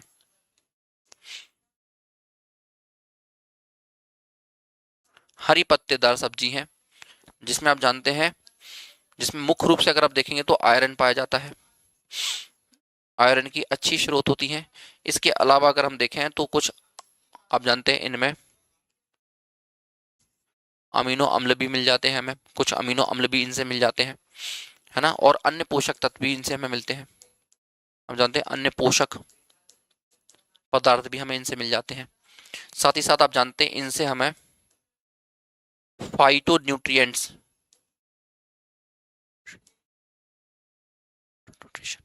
फाइटो न्यूट्रिएंट्स, फाइटो केमिकल लिख लो, फाइटो केमिकल, फाइटो केमिकल भी मिल जाते हैं हमें इनसे, है ना। हरे पत्तेदार सब्जियां, ठीक है। नेक्स्ट क्वेश्चन आपके सामने रहा। चलो बताओ, बेहतरीन सा क्वेश्चन है ये, इस क्वेश्चन का आंसर बताओ, मजा आ जाएगा आपको, ठीक है। बताओ, देखो यहां उसने 4 ऑप्शन दिए हैं, लेकिन यहां जानबूझ के 5 लिखे हैं ताकि तुम कंफ्यूज हो जाओ। यहां जानबूझ के 5 लिखे हैं ताकि तुम कंफ्यूज हो जाओ, समझ पा रहे हो? चलो बताओ, वो तुमसे कंफ्यूज करना चाह रहा है लेकिन तुम्हें कंफ्यूज होना नहीं है। बताओ जल्दी से, करके दिखाओ, ये करके दिखाओ, चलो करो।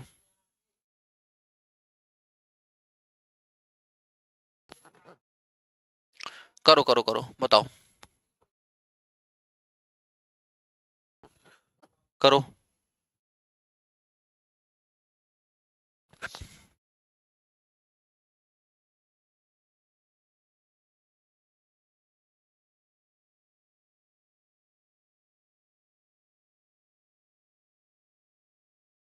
करके दिखाओ।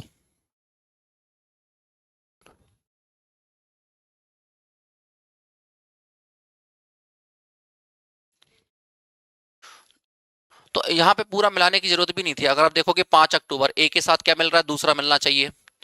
तुम्हें ओजोन दिवस पता होगा, ओजोन दिवस तुम जानते हो 16 सितंबर, क्या मिलना चाहिए, 3 मिलना चाहिए, दोनों से खेल हो जाएगा। ए के साथ दूसरा आप जानते हैं, इस विकल्प में नहीं, इसको हटा दो, इस विकल्प में नहीं, इसको हटा दो। ए के साथ दूसरा या तो यहाँ पर है या तो यहाँ पर है। और आप जानते हैं डी के साथ तीसरा, डी के साथ तीसरा एक ही विकल्प में है, डी के साथ तीसरा एक ही विकल्प में है, डी के साथ तीसरा एक ही विकल्प में है। लो खेल हो गया। ये मैच करने वाले क्वेश्चन की विशेष बात है कि अगर कोई एक दो भी पता है तो आंसर तक पहुंच जाओगे। निम्नलिखित में से आपको बताना है कौन, कौन लिखा था ये, कौन मोनोसेक्राइड नहीं है, मोनोसेक्राइड नहीं है ये बताना है। इनमें से कौन सा मोनोसेक्राइड कार्बोहाइड्रेट नहीं है ये आपको बताना है, बताओ। वेरी गुड रंजना, ऐसे तो चेक कर लेना होता है, ऐसी धड़ाधड़ चेक कर लेते हैं हम। कौन सा मोनोसेक्राइड नहीं है ये बताना है आपको। तो आप जानते हैं भैया, अगर मैं कार्बोहाइड्रेट की चर्चा आपके साथ करूं, चलो बताओ जल्दा जरा कमेंट सेक्शन में बताओ आप लोग, कार्बोहाइड्रेट में कार्बन हाइड्रोजन और ऑक्सीजन का अनुपात कितना होता है, जरा बताना एक बार। कार्बोहाइड्रेट में कार्बन हाइड्रोजन और ऑक्सीजन का अनुपात कितना होता है, जरा बताना। कार्बोहाइड्रेट का स्वाद कैसा होता है, कार्बोहाइड्रेट का स्वाद कैसा होता है भैया, मीठा। तो हर मीठी चीज जो आप खा रहे हो उसमें आप कार्बोहाइड्रेट खा रहे हो, वो आप क्या खा रहे हो, कार्बोहाइड्रेट खा रहे हो। हर मीठी चीज जो आप खा रहे हो उसमें क्या है, कार्बोहाइड्रेट है, ठीक है जी, हाँ सर कार्बोहाइड्रेट है। जो मीठी चीज हम खा रहे हैं उसमें क्या है, कार्बोहाइड्रेट है।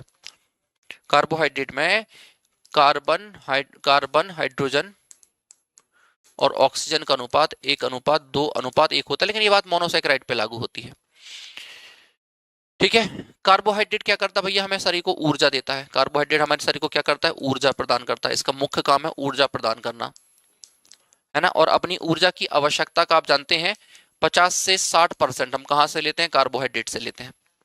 50 से 60% कार्बोहाइड्रेट से लेते हैं, ठीक है ना। हाँ, आज ये मैराथन क्लास है ना, इस चक्कर में आपकी होगी वर्ग 2 की क्लास भी होगी आपकी फिजिक्स की।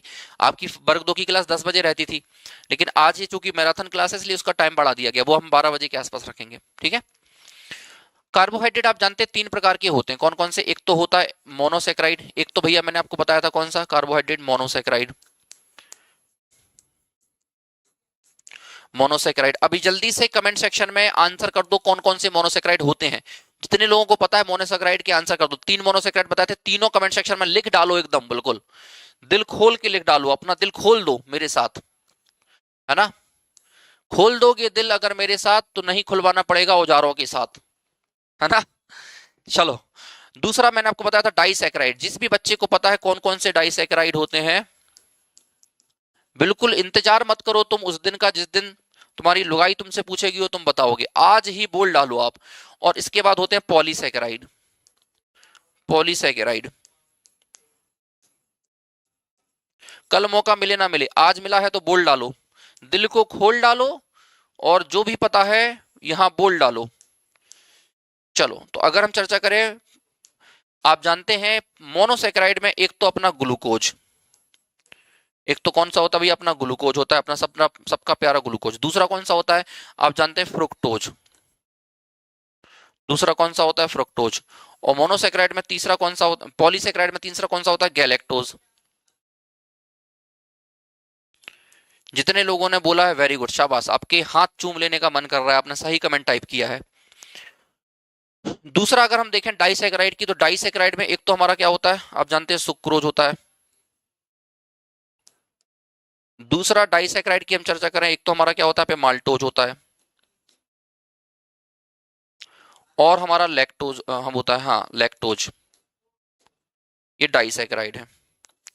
अगर मैं पॉलीसैकेराइड की चर्चा आपके साथ करूं, तो पॉलीसैकेराइड में एक तो मैंने आपको बोला था कि सेल्यूलोज याद रखना, एक तो मैंने बोला था स्टार्च याद रखना। पॉलीसैकेराइड में एक तो स्टार्च, दूसरा आप सेल्यूलोज याद रखो, दूसरा सेल्यूलोज याद रखो, और तीसरा अगर हम यहां पर देखें तो आप याद रखो यहां पे ग्लाइकोजन,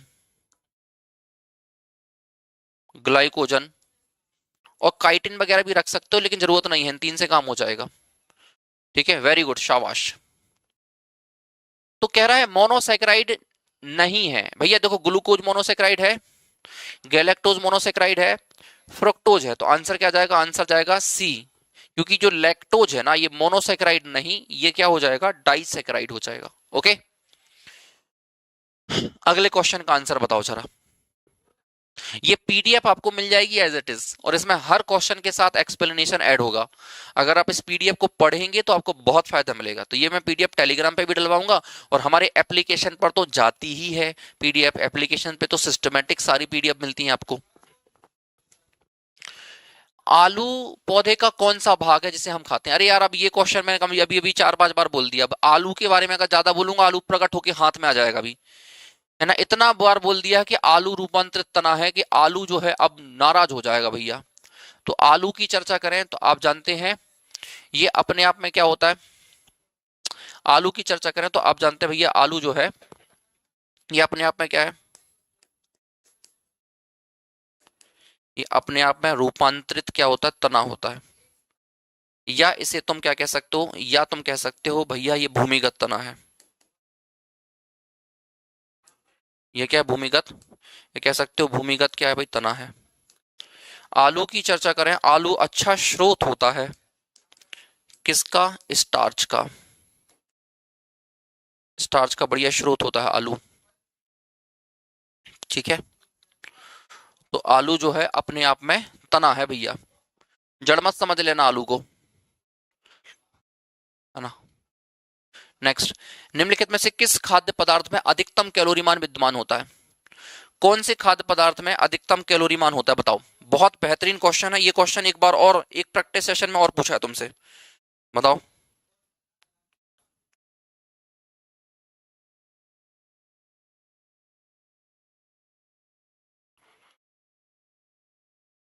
बोलो बोलो। तो देखो, हमने आपको बताया था कि अगर एनर्जी की मैं चर्चा करूं आपके साथ, अगर मैं ऊर्जा की चर्चा आपके साथ करूं, किसकी चर्चा? ऊर्जा की। तो कौन कौन से ऐसे पोषक हैं जो आपको ऊर्जा दे सकते हैं? क्या कोई बता सकता है कौन कौन से ऐसे पोषक हैं जिनसे ऊर्जा मिल सकती है? हाँ सर, ऊर्जा वाले पोषक पदार्थों की अगर हम चर्चा करें तो तीन होते हैं, तीन पोषक पदार्थ हैं जो हमें ऊर्जा दे सकते हैं। कौन कौन से? एक तो सर आपने बताया था कि हमें ऊर्जा एक तो मिल सकती है किससे? वसा से। क्रम से लिखना हुआ ना, क्रम से। दूसरा हमें मिल सकती है किससे? कार्बोहाइड्रेट से। दूसरी मिल सकती है कार्बोहाइड्रेट से। और तीसरी आप जान सकते हैं हमें ऊर्जा मिल सकती है किससे? बताओ, प्रोटीन से। तो अगर मैं चर्चा करूं कि भाई कितनी ऊर्जा होती है, तो वसा के 1 ग्राम में होती है लगभग 9.3 कैलोरी पर ग्राम। 9.3 आप जानते हैं, 9.3 कैलोरी प्रति ग्राम ऊर्जा होती है वसा के पास। कार्बोहाइड्रेट के पास देखें, कार्बोहाइड्रेट के 1 ग्राम में लगभग 4.2 कैलोरी होती है प्रति ग्राम। प्रोटीन के पास देखें तो प्रोटीन के पास लगभग 4 कैलोरी प्रति ग्राम ऊर्जा होती है, 4 कैलोरी प्रति ग्राम ऊर्जा होती है। तो अगर प्रति ग्राम की चर्चा करें तो 1 ग्राम में सबसे ज्यादा ऊर्जा किसके पास है? वसा के पास है। 1 ग्राम में सबसे ज्यादा ऊर्जा वसा के पास है। प्रति ग्राम की चर्चा करें, पर ग्राम, प्रति ग्राम में सबसे ज्यादा ऊर्जा किसके पास है? वसा के पास है। बोलो हाउ। अब तुम्हें देखना यह है कि दिए गए विकल्पों में से कौन सा वसा का स्रोत अच्छा है। दिए गए विकल्पों में से वसा का स्रोत सबसे अच्छा कौन सा है?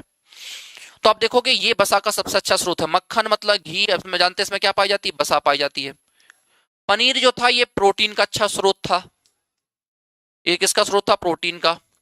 सेब जो था आप जानते हैं इसमें कार्बोहाइड्रेट है क्योंकि मीठा है, प्लस आप जानते हैं इसमें क्या है भाई? विटामिन भी है ना। चीनी आप जानते हैं कार्बोहाइड्रेट है। तो दिए गए विकल्पों में से कह रहा था सबसे ज्यादा ऊर्जा किसमें? सबसे ज्यादा ऊर्जा तो उसमें होगी जिसमें वसा होगी, और वसा किसमें है? यहां पर मक्खन में है। और वसा किसमें है? यहां पर मक्खन में है। हाँ या ना? बात समझ में आई? अच्छा क्वेश्चन था बंधु।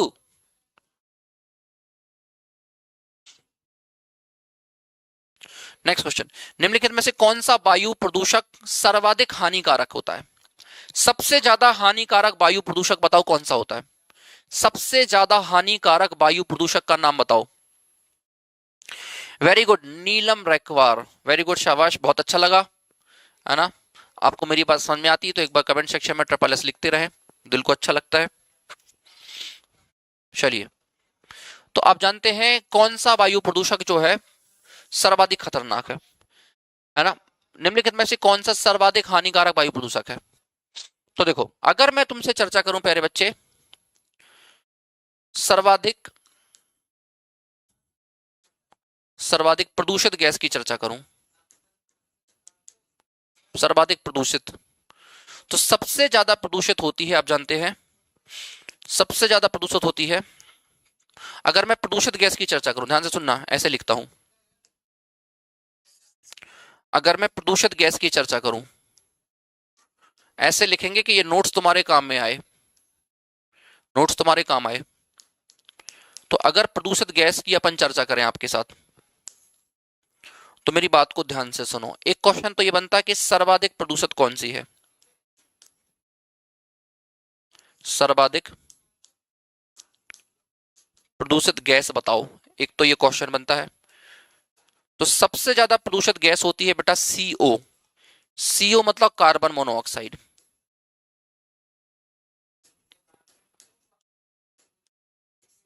Carbon monoxide.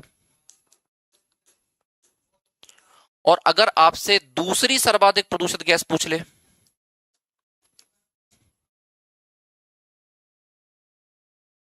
दूसरी सर्वाधिक प्रदूषित गैस पूछ ले, तो ध्यान रखना भैया, SO2। SO2 मतलब कि सल्फर डाइऑक्साइड।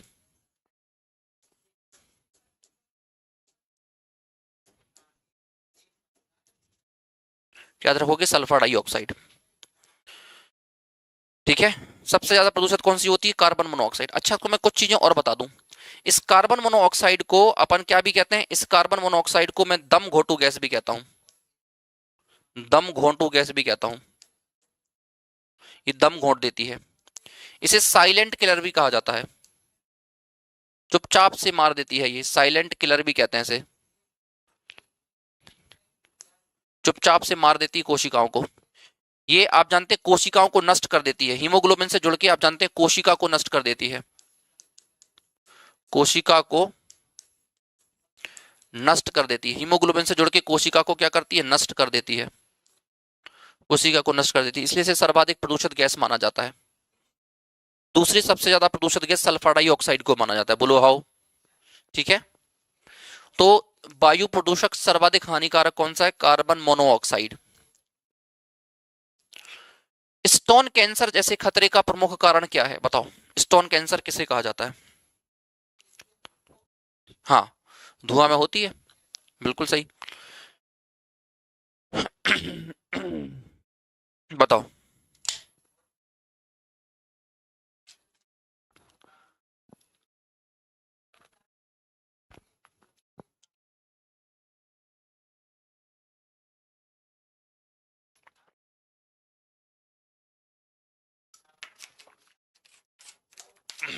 बोलो ना।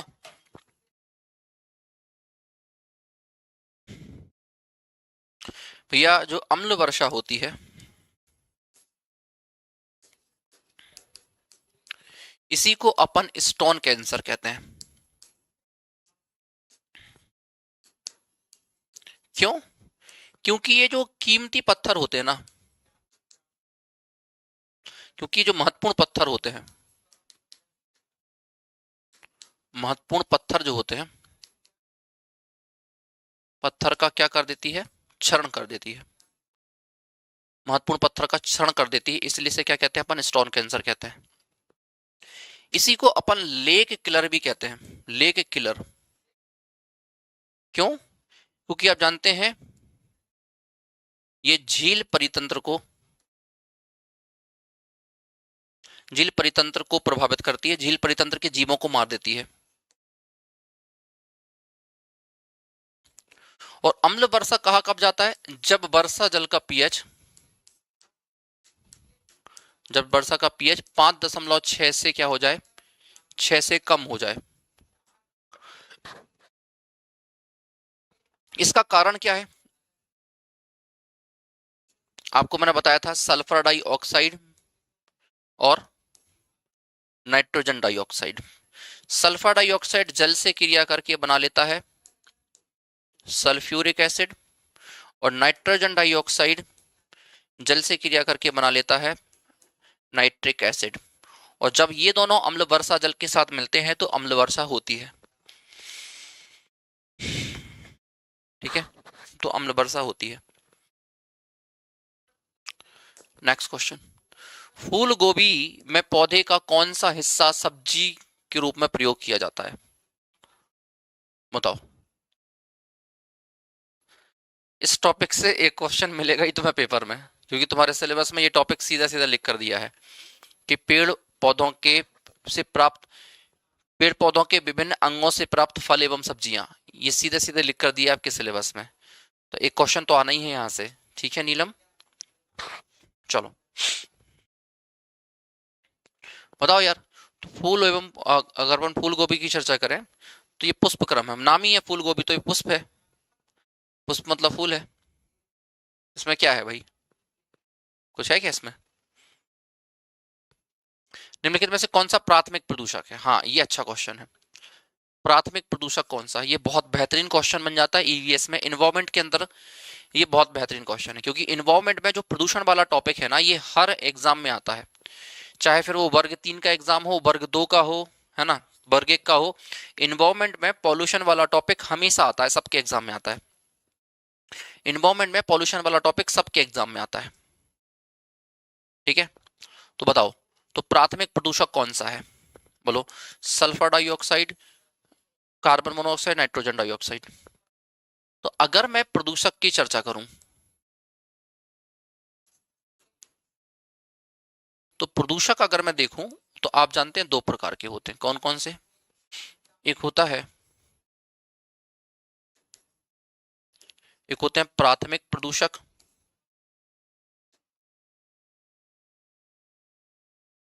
और दूसरे होते हैं हमारे द्वितीयक प्रदूषक।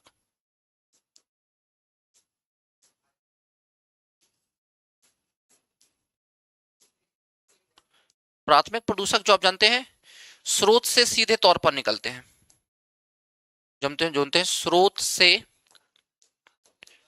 जिस रूप में निकलते हैं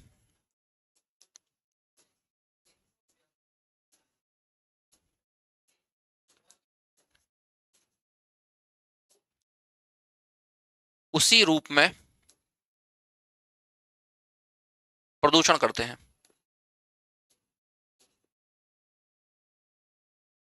उसी रूप में प्रदूषण करते हैं। तो इसे क्या कहा जाता है? प्राथमिक प्रदूषक कहा जाता है। जैसे आप जानते हैं, भैया अगर प्राथमिक प्रदूषक की मैं लिस्ट बनाऊं तो आप जैसे जैसे कार्बन मोनोऑक्साइड है, जैसे आप जानते हैं भाई सल्फर डाइऑक्साइड है, जैसे आप जानते हैं नाइट्रोजन डाइऑक्साइड है ना, ये सब प्राथमिक प्रदूषक हो जाते हैं। कार्बन डाइऑक्साइड है, सल्फर डाइऑक्साइड है, नाइट्रोजन डाइऑक्साइड है ना। जैसे आप जानते हैं पीएम कण है, पीएम पार्टिकल हो गया, ये आप जानते हैं सब प्राथमिक प्रदूषक है।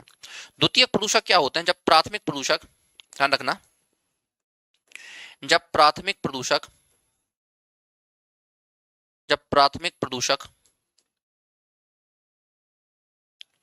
वातावरण के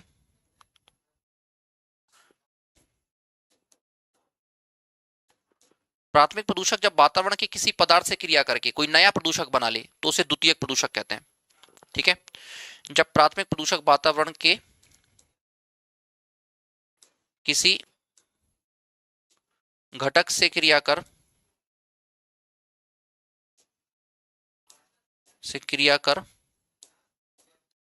नया प्रदूषक बनाए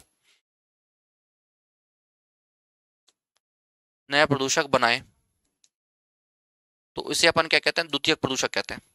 जैसे आप जानते हैं सल्फर डाइऑक्साइड ने बना लिया सल्फ्यूरिक एसिड, ये सल्फर डाइऑक्साइड जल से क्रिया करके क्या बना ले? सल्फ्यूरिक एसिड बना ले। जैसे नाइट्रोजन डाइऑक्साइड जल से क्रिया करके क्या बना ले? नाइट्रिक एसिड बना ले।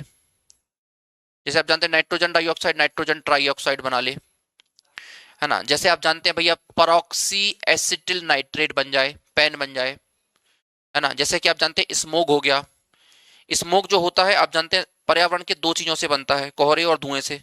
तो जैसे क्या हो गया भाई, जैसे आप जानते हैं स्मोक हो गया, जैसे आप जानते हैं स्मोक हो गया, ये सब क्या है? द्वितीयक प्रदूषक है। स्मोक हो गया, पेन हो गया, सल्फर डाइऑक्साइड नाइट्रोजन ट्राइऑक्साइड, ये सब क्या हो जाते हैं? द्वितीयक प्रदूषक हो जाते हैं। पीडीएफ मिल जाएगी दादा, अभी तुम पहले प्रैक्टिस तो कर लो, पीडीएफ तो मिल ही जाएगी तुम्हें। पीडीएफ हम रख के अपने पास क्या करेंगे? हमारे क्या काम की पीडीएफ? पीडीएफ तो आपके काम की है ना, तो आपको तो मिलेगी।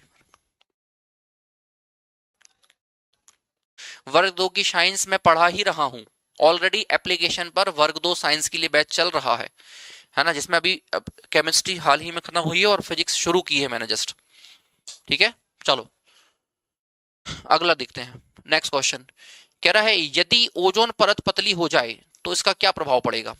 देखो आपके सिलेबस में, अगर आप ईवीएस के सिलेबस की यूनिट नंबर 7 देखोगे तो यूनिट नंबर 7 में साफ साफ लिखा है ओजोन परत के क्षरण, उसका कारण, उसका प्रभाव और निदान।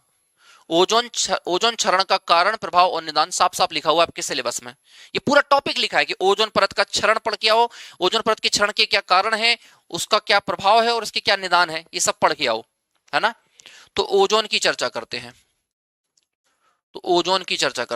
तो आप जानते हैं ओजोन जो होता है किसे कहा जाता है? जब ऑक्सीजन के 3 परमाणु आपस में मिलते हैं, आप जानते हैं ऑक्सीजन के 3 परमाणु आपस में मिलते हैं तो ओजोन बनती है। कैसे बनती? ऑक्सीजन के 3 परमाणु से। ऑक्सीजन के आप जानते हैं 3 परमाणु आपस में मिलकर, ऑक्सीजन के 3 परमाणु आपस में मिलकर क्या बनाते हैं? ओजोन बनाते हैं, इसे O3 कहते हैं। कहां पाई जाती है ओजोन? ओजोन पाई जाती है समताप मंडल में।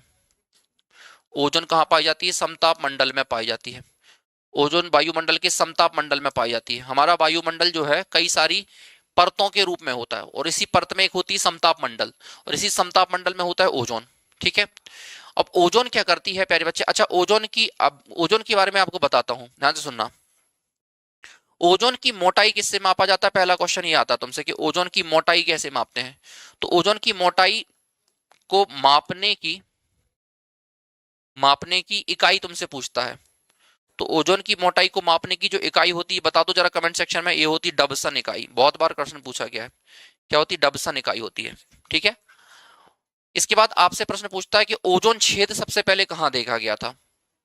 ओजोन में छेद सबसे पहले कहां देखा गया, आपसे प्रश्न पूछता है कि ओजोन छेद कहां देखा गया। ओजोन छिद्र।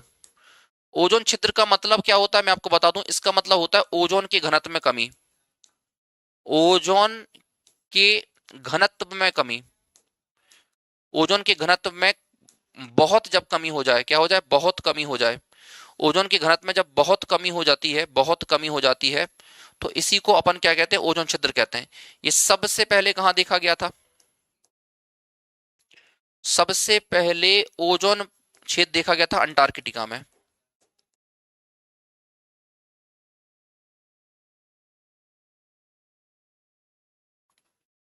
अंटार्कटिका में देखा गया था।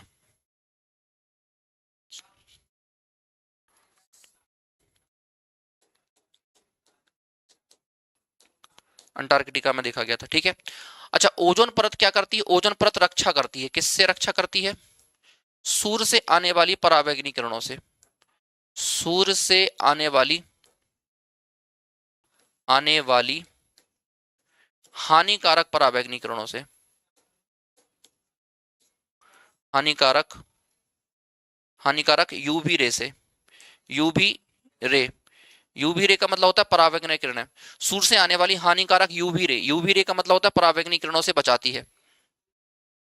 सूर्य से आने वाली हानिकारक पराबैंगनी किरणों से बचाती है।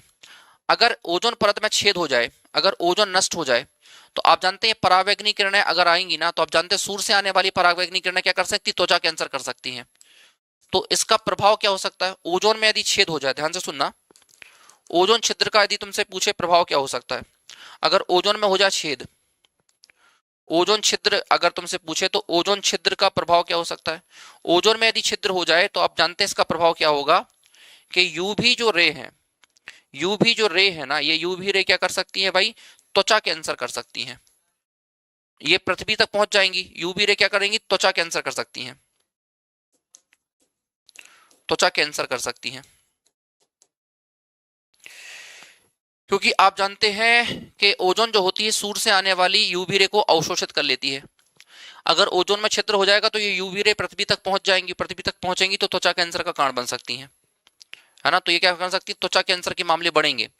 अगर यूवी रे पतली हो जाए तो त्वचा कैंसर के मामले क्या होंगे? बढ़ेंगे। बोलो हाउ। तो यूवी रे अगर आप जानते हैं ओजोन परत पतली हो जाए तो ओजोन परत के पतली होने से यूवी रे पृथ्वी पर आएगी और त्वचा कैंसर के मामले बढ़ेंगे। ठीक है। ये डबसन के नाम पे ही पड़ा है तो हो सकता है इनका नाम हो। ठीक है। बोलो हाउ। आ जाओ। अब जरा बताओ, ये बहुत अच्छा क्वेश्चन है। जल द्वारा होने वाले रोग हैं, बताओ कौन सा रोग किस तत्व के कारण होता है? बहुत अच्छा रोग है, बताओ। बोलो हाउ।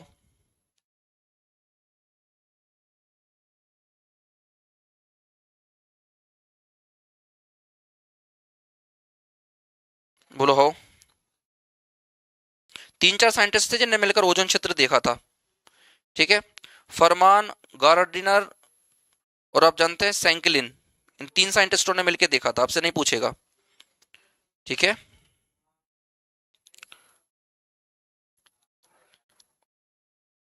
फरमान गार्डनिन, फरमान और गार्डिनर और आप जानते हैं सैंकलिन। अगर ओजोन छिद्र के बारे में आप पूछ रहे हो मेरे से कि सबसे पहले किसने देखा था, तो इनके छिद्र के बारे में अगर मैं लिखूं तो ध्यान रखना, ये यहाँ पे तुम लिख सकते हो। एक साइंटिस्ट थे फरमान,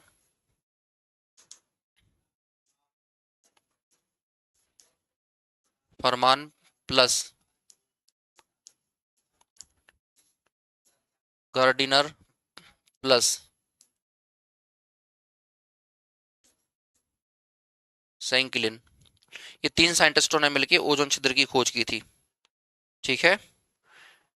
फरमान, गार्डिनर और सैंकलिन। ठीक है। इन तीन साइंटिस्टों ने मिलकर ओजोन छिद्र देखा था। आ जाओ।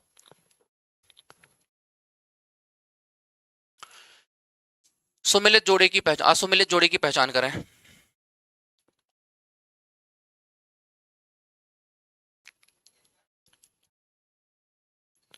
बताओ, असममिलित जोड़े की रक्षा करें। तो आप जानते हैं इटाई इटाई जो होता है कैडमियम के कारण होता है, बिल्कुल सही दिया हुआ है ये। मिनीमाटा रोग पारे के कारण होता है, बिल्कुल सही दिया है। नॉकनी सिंड्रोम शीशे से नहीं होता, नॉकनी सिंड्रोम होता है फ्लोराइड से। किससे होता है? फ्लोराइड से।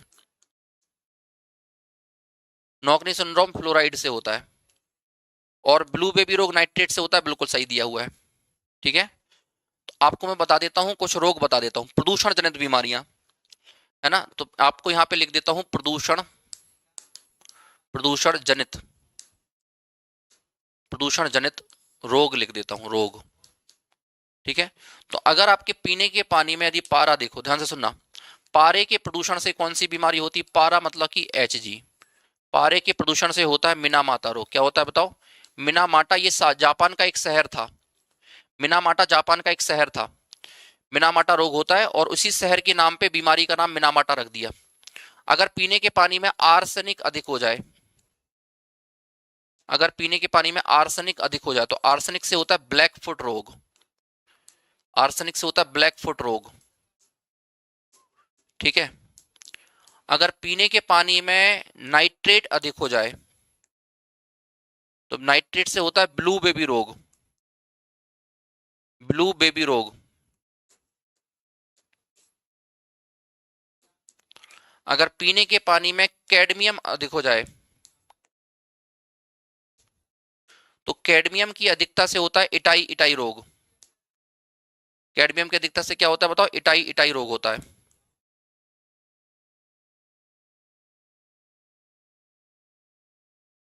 अगर पीने के पानी में फ्लोराइड हो जाए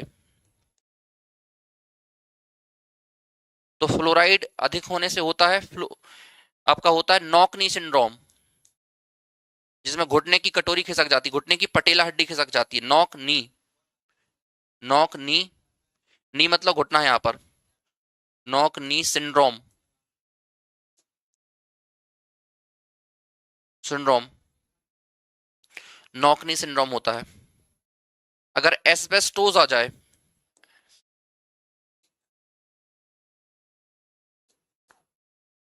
अगर एस्बेस्टोस ज्यादा हो जाए तो इससे होता है एस्बेस्टोसिस। एस्बेस्टोसिस, एस्बेस्टोसिस होता है इससे। इससे क्या होता है? एस्बेस्टोसिस होता है। अगर सिलिका ज्यादा हो जाए, सिलिका, सिलिका के प्रदूषण से होता है सिलिकोसिस। सिलिकोसिस, सिलिका के प्रदूषण से होता है सिलिकोसिस। सिलिका के प्रदूषण से होता है सिलिकोसिस। तो ये बहुत सारी बीमारी हैं जो प्रदूषण के कारण होती हैं। समझ पा रहे हो? बोलो हाउ। तो आपसे पूछा गलत कौन सा, तो ये वाला गलत है। नॉकनी सिंड्रोम जो होता है ये फ्लोराइड से होता है। ये सारा याद रखना, सब पूछे जाते हैं यहाँ पे। ये सब के सब पेपर में आते हैं, यहाँ से ध्यान रखना, सब के सब ये पेपर में आते हैं। बोलो हाउ दिलीप भाई।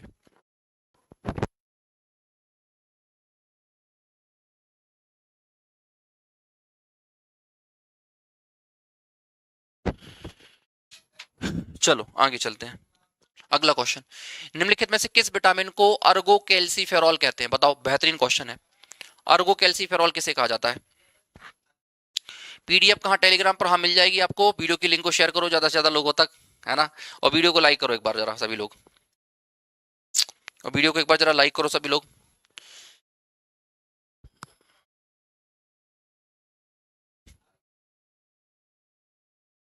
चलो बताओ, किस विटामिन को अर्गो कैल्सीफेरॉल कहते हैं? देखो, अगर मैं आपके साथ चर्चा करूं प्यारे बच्चे, देखो यहां पर विटामिन डी को खत्म कर देंगे, मजा आ जाएगा आपको। विटामिन डी के बारे में इतनी जानकारी दूंगा जितना आपको कभी नहीं मिली होगी आज तक। विटामिन डी के नाम की चर्चा करें तो इसका नाम होता है कैल्सीफेरॉल। कैल्सीफेरॉल होता है।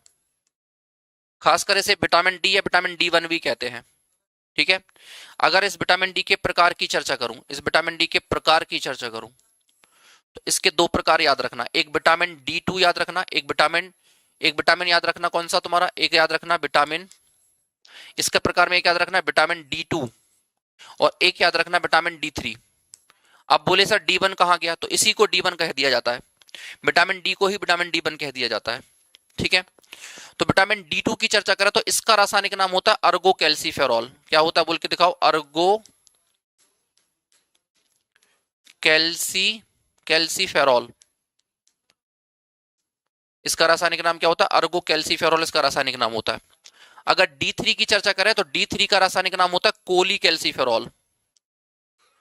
Cholecalciferol, cholecalciferol D3 का रासायनिक नाम होता है, और D1 का केवल कैल्सीफेरॉल होता है। अगर मैं चर्चा करूं कि ये इसके क्या कार्य हैं, तो इस विटामिन के कार्य देखो। विटामिन डी जो होता है ये आप जानते हैं हमारे शरीर में कैल्शियम के अवशोषण को बढ़ाता है। ये कैल्शियम को क्या करवाता है, कैल्शियम का अवशोषण बढ़ाता है, कैल्शियम अवशोषण करवाता है, कैल्शियम अवशोषण में सहायक है। दूसरा आप जानते हैं हमारी हड्डियों के लिए आवश्यक है, हड्डी के लिए आवश्यक है, हड्डी के लिए आवश्यक है। ये जो विटामिन होता है त्वचा में बन सकता है, ये आप जानते हैं त्वचा में बन सकने वाला विटामिन है। कैसे बन सकता है, त्वचा में बन सकता है कैसे, सूर्य प्रकाश की मदद से, सूर्य प्रकाश की सहायता से, सूर्य प्रकाश की सहायता से। तो ऐसा नहीं है कि सूर्य के प्रकाश में विटामिन डी पाया जाता है, ऐसा नहीं है। सूर्य का प्रकाश विटामिन डी लेके नहीं आता है, सूर्य के प्रकाश के द्वारा हमारी त्वचा में विटामिन डी बन जाता है। जैसे सूर्य प्रकाश की उपस्थिति में पेड़ पौधे अपना भोजन बनाते हैं, तो इसका मतलब ये बिल्कुल भी नहीं है कि सूर्य का प्रकाश पेड़ पौधों का भोजन लेकर आ रहा है। सूर्य का प्रकाश सहायक होता है पेड़ पौधों को भोजन बनाने में। ऐसे ही विटामिन डी, वैसे सूर्य के प्रकाश में विटामिन डी होता नहीं है, सूर्य के प्रकाश से विटामिन डी हमारी त्वचा में बन जाता है। दोनों बातों में अंतर है, ठीक है। अगर अपन इसके स्रोत की चर्चा करें कि भाई विटामिन डी का स्रोत क्या है, विटामिन डी के स्रोत क्या है, कहां कहां से हमें विटामिन डी मिलता है, तो विटामिन डी आपको मिल सकता है, आप जानते हैं भैया किससे, बताओ, मांस मछली, मांस मछली हो गया, ठीक है, दूध हो गया, मांस मछली दूध हो गया, आप जानते हैं सूर्य प्रकाश हो गया। तो सूर्य प्रकाश में विटामिन डी है नहीं, लेकिन सूर्य प्रकाश की उपस्थिति में बन जाता है ना। मांस मछली हो गया, दूध हो गया, आप जानते हैं दूध और दूध उत्पाद हो गया। इसके अलावा अन्य स्रोत भी हो सकते हैं, कुछ अन्य वनस्पति उत्पाद भी हो सकते हैं। तो ये क्या है भाई, विटामिन डी के स्रोत है, ये विटामिन डी के स्रोत है। इसके अन्य नाम की चर्चा करें भाई, किसके अन्य नाम क्या है विटामिन डी के, अगर मैं अन्य नाम की चर्चा करूं, अन्य नाम की चर्चा करूं तो ध्यान रखना इसको हार्मोन विटामिन भी कहते हैं। आपसे यूपीएससी से लेकर कांस्टेबल तक पर्यावरण में हर जगह पूछा गया, हार्मोन विटामिन किसे कहते हैं, हार्मोन विटामिन कहते हैं। इसे धूप विटामिन भी कहा जाता है, धूप विटामिन भी कहते हैं, धूप मतलब कि सनशाइन विटामिन भी कहा जाता है। अगर इस विटामिन की कमी हो जाए तो कमी से रोग देखें, अगर अपन कि इस विटामिन की कमी से कौन से रोग हो सकते हैं, कमी से अगर मैं देखूं कौन कौन से रोग हो सकते हैं, कि अगर विटामिन डी की कमी हो गई तो कमी से कौन कौन से रोग हो सकते हैं। तो इस विटामिन की कमी से एक रोग होता है जिसे अपन कहते हैं, ध्यान से सुनना, इसकी कमी से कौन कौन से रोग हो सकते हैं। इसकी कमी से होने वाला पहला रोग तो कौन सा है, जिसे अपन कहते हैं रिकेट्स, रिकेट्स ये बच्चों में होता है। दूसरा ध्यान रखना ऑस्टोपीनिया, ऑस्टियो, जगह नहीं बच रही ना, यहां लिखता हूं, रुक जाओ ध्यान रखो, इसकी कमी से होने वाले रोग यहां लिखता हूं, इसके कमी से होने वाले रोग यहां लिखता हूं। अगर इसकी कमी हो जाए तो कमी से रोग कौन कौन से हो सकते हैं, विटामिन डी की कमी से कौन कौन से रोग हो सकते हैं, ध्यान से सुनो। अगर विटामिन डी की कमी हो जाए तो इससे कौन कौन से रोग हो सकते हैं, ध्यान से सुनो। विटामिन डी की कमी से कौन कौन से रोग हो सकते हैं, ध्यान से सुनो। पहला रोग हो सकता है विटामिन डी की कमी से, जिसे अपन कहते हैं क्या, रिकेट्स। पहला रोग हो सकता है विटामिन डी की कमी से जिसे अपन कहते हैं क्या, रिकेट्स, जो बच्चों में होता है। ये किस में होता है, बच्चों में। दूसरा आप जानते हैं ऑस्टियोपीनिया, दूसरा रोग हो सकता है जिसे अपन कहते हैं क्या, ऑस्टियोपिनिया।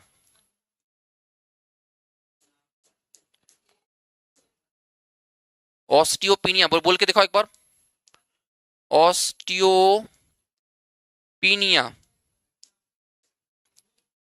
चौथा बोल के दिखाओ, ऑस्टियो मलेशिया। Osteo Malaysia. एक बोल के दिखाओ, ऑस्टियोपोरोसिस। ऑस्टियोपोरोसिस।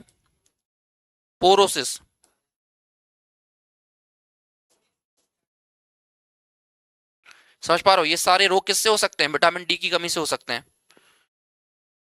ये सारे रोग विटामिन डी की कमी से हो सकते हैं। ठीक है, बोलो हाउ। तो अर्गो कैल्सीफेरॉल कहते हैं विटामिन डी टू को, ध्यान रखना। ये आपके ईवीएस के सिलेबस में पोषण आहार और पोषक तत्व वाले टॉपिक से क्वेश्चन है। मेरी बात समझ में आती है तुम्हें बहुत अच्छे से, तो बोलो हाउ।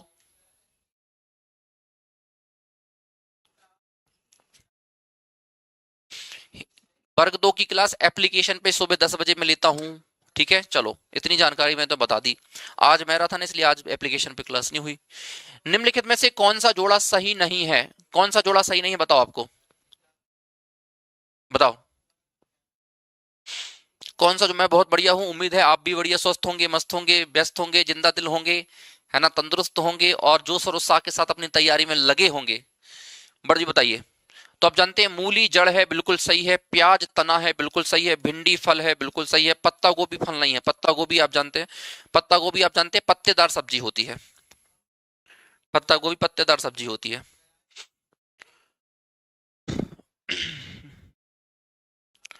अगला क्वेश्चन बताओ, नेक्स्ट क्वेश्चन। निम्नलिखित में से कौन सा युग्म सुमेलित नहीं है, कौन सा सुमेलित नहीं, बताओ जरा, कौन सा मैच नहीं कर रहा।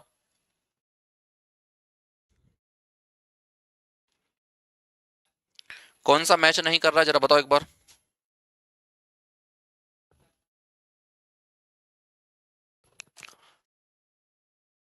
बोलते क्यों नहीं हो। एप्लीकेशन पर क्लास चल रही है, वर्ग 3 की भी चल रही। वर्ग 3 में मैं ईवीएस पढ़ा रहा हूँ, वर्ग 2 में आप जान रहे हैं फिजिक्स शुरू की है अभी। ठीक है, और वर्ग 1 में बायोलॉजी चल रही है। तीनों में पढ़ा रहा हूँ, वर्ग 1 में भी पढ़ा रहा हूँ, वर्ग 2 में भी पढ़ा रहा हूँ, वर्ग 3 में भी पढ़ा रहा हूँ एप्लीकेशन पे। ठीक है, आ जाओ। तो नियासिन, थाइमीन, विटामिन डी और विटामिन के। नियासिन कहा जाता है विटामिन, आप जानते हैं बी3 को, इसकी कमी से पहला ग्रह होता है, बिल्कुल सही है। थाइमीन कहते हैं विटामिन बी1 को, इसकी कमी से वेरी वेरी होता है, बिल्कुल सही है। विटामिन डी2 की कमी से सूखा, मतलब कि आप जानते हैं रिकेट्स कहा जाता है इसे, बिल्कुल सही है ये भी। और विटामिन के की कमी से बंदपन नहीं होता, ये विटामिन ई से होता है। तो लास्ट वाला मैच नहीं कर रहा है, लास्ट वाला मैच नहीं कर रहा है। वो कह रहा था सुमेलित कौन सा नहीं है ये बताना है, तो लास्ट वाला सुमेलित नहीं है, लास्ट वाला सुमेलित नहीं है। बोलो हाउ।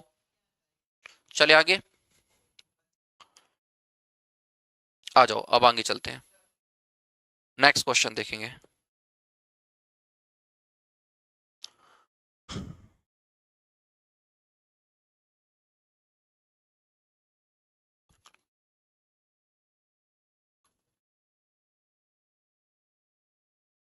चलो बताओ जरा सभी लोग, टमाटर बैगन।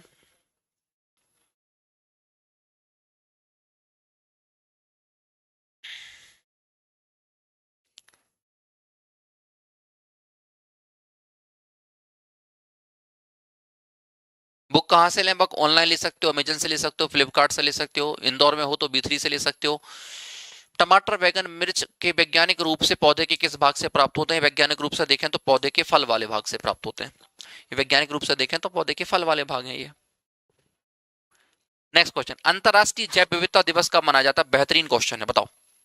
अंतरराष्ट्रीय जैव विविधता दिवस कब मनाते हैं बताओ, बेहतरीन क्वेश्चन है ये, बताओ जरा।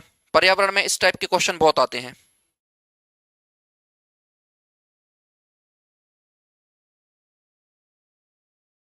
बताओ,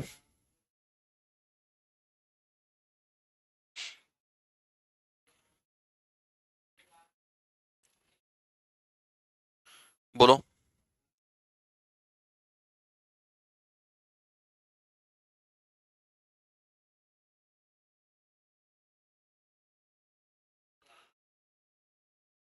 तो आप जानते हैं अंतर्राष्ट्रीय जैव विविधता दिवस मनाया जाता है 22 मई को मनाया जाता है। ठीक है, तो अगर आपसे पूछे जैव विविधता दिवस कब मनाते हैं, जैव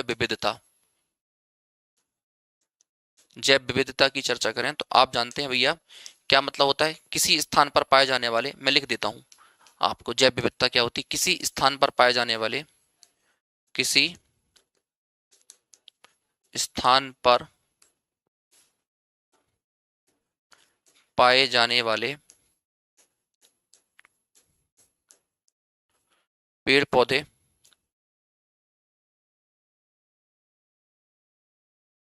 कौमा जंतु और सूक्ष्म जीवों की, सूक्ष्म जीवों की विविधता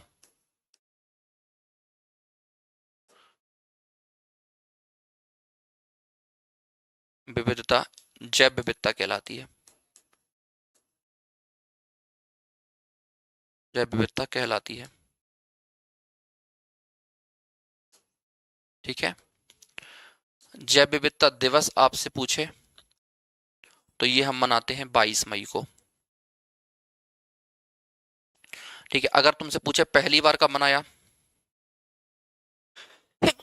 सॉरी, तो पहली बार अगर तुमसे पूछे कब मनाया, तो पहली बार अपन ने मनाया था 22 मई 1992 को, जब आप जानते हैं हमने सम्मेलन किया था। पहली बार अपन ने मनाया था 22 मई 1992 को, पहली बार मनाया गया था। ठीक है, पृथ्वी सम्मेलन में। बोलो हाउ, तो आंसर क्या जाएगा, 22 मई जाएगा। Next of the question, vitamin C का सर्वोत्तम स्रोत है, विटामिन सी का सर्वोत्तम स्रोत है। अब यहां पर विटामिन सी खत्म कर देता हूं आप सभी के लिए, विटामिन सी का सर्वोत्तम स्रोत है। तो अगर मैं यहां पर आपके साथ चर्चा करूं विटामिन सी की, तो देखो विटामिन सी के बारे में सारी जानकारी बता दूंगा आपके ईवीएस के सिलेबस में, पोषण आहार और पोषक तत्व वाले अध्याय में ये टॉपिक, ये क्वेश्चन बहुत महत्वपूर्ण हो जाता है ना। पोषण आहार और पोषक तत्व वाले टॉपिक में ये बहुत जरूरी हो जाता है आपको जानना और पढ़ना। ठीक है, अरे ये तो गड़बड़ वाला मामला है।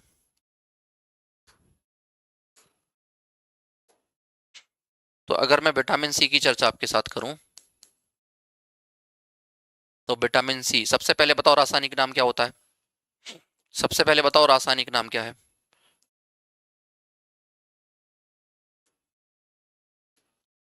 रासायनिक नाम क्या होता है,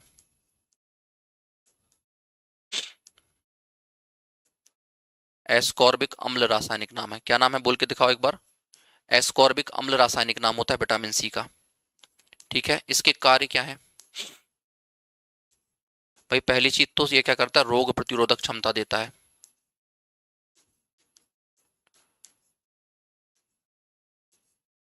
रोग प्रतिरोधक क्षमता देता है। दूसरी चीज क्या करता है, मसूड़ों की रक्षा करता है, मसूड़ों को बचाता है, मसूड़ों के लिए आवश्यक है। और क्या करता है, घाव भरने में सहायक है।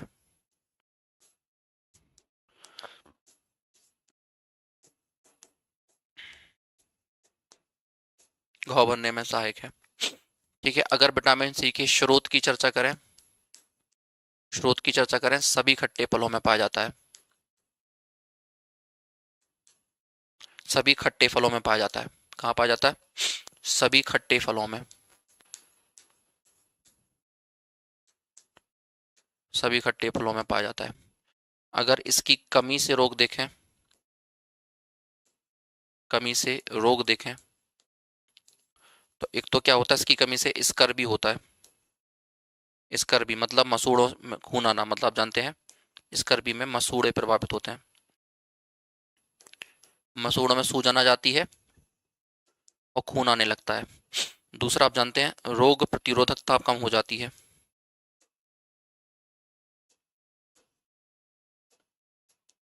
रोग प्रतिरोधकता में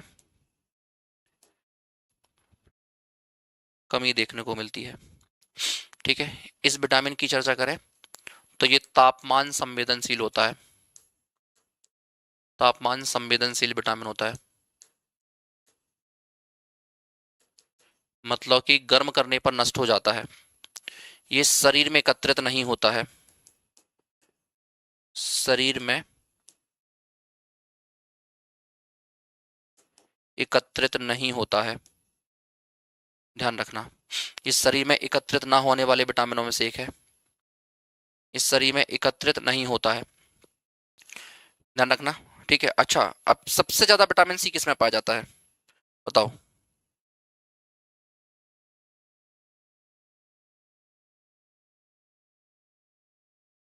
सबसे ज्यादा विटामिन सी किसमें पाया जाता है, बताओ। तो अगर अपन सबसे ज्यादा विटामिन सी की चर्चा करें तो सबसे ज्यादा विटामिन सी किसमें होता है, बताओ। बारबाडोस चेरी, आंवले से भी ज्यादा। अच्छा, ये एक एंटीऑक्सीडेंट विटामिन भी है, ध्यान रखना, ये एक प्रकार का एंटीऑक्सीडेंट विटामिन भी है।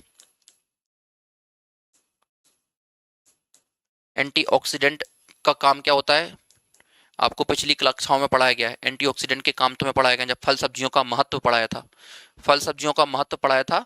तो फल सब्जियों का महत्व पढ़ाते समय तुम्हें मैंने एंटीऑक्सीडेंट क्या होता पढ़ाया था।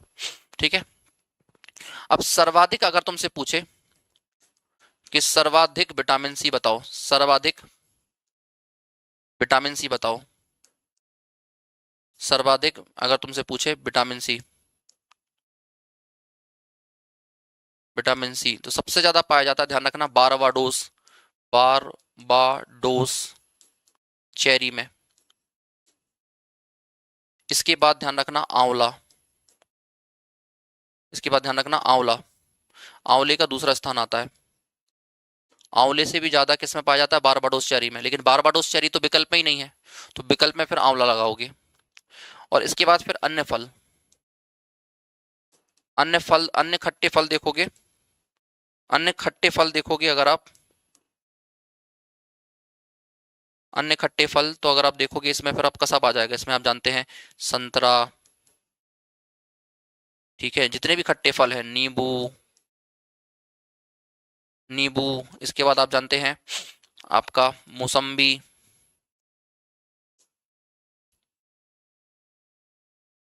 मौसम्बी, ठीक है, आप जानते हैं आपका आम, जितने भी हैं।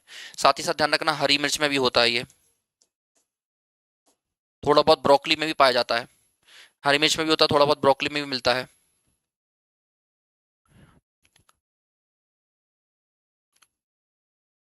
सर जी विटामिन सी हो गया बट मेरा लिखा तो ही है नहीं, पर क्लास ली थी। तो लिख लेना आराम से, कोई बात नहीं, क्लास देख के लिख लेना। आ जाओ, सबसे ज्यादा विटामिन सी किसमें होता है, बारबाडोस चेरी में। और बारबाडोस चेरी अगर विकल्प में ना मिले तो फिर जैसे ये क्वेश्चन आया तो फिर किसको आंसर लगाना, फिर आंवला आंसर लगाना, तो फिर आंवला आंसर लगाना। मेरी बात समझ में आती है बहुत अच्छे से, तो बोलो हाउ। ठीक है, चलो अब आगे चलेंगे। नेक्स्ट क्वेश्चन कह रहा है मटर और बीन्स पौधे के किस भाग से प्राप्त होते हैं, है ना। तो देखो मैं आपको बताऊं, दो चीजें हैं, ध्यान रखना, नोट डाल के बताता हूं। मैंने आपको बताया था ताकि गलती ना हो, जहां गलती ना हो वहां मैं नोट डलवा देता हूं। अगर तुमसे मटर की फली पूछे तो मटर की जो फली है ये अपने आप में क्या होती है, ये अपने आप में क्या होती है भाई, फूल होती है। ये अपने आप में क्या होती है, फूल होती है। और अगर तुमसे मटर के दाने पूछे, मटर के दाने, तो मटर के दाने मटर की फली के अंदर पाए जाने वाले क्या होते हैं, बीज होते हैं। मटर के दाने मटर की फली के अंदर पाए जाने वाले, मटर की फली के अंदर पाए जाने वाले क्या होते हैं, बीज होते हैं। ठीक है, तो मटर बोल रहा है मतलब मटर के दाने बोल रहा है, केवल मटर बोल दे मतलब मटर के दाने की चर्चा चल रही है। तो आंसर क्या लगाओगे, बीज लगाओगे।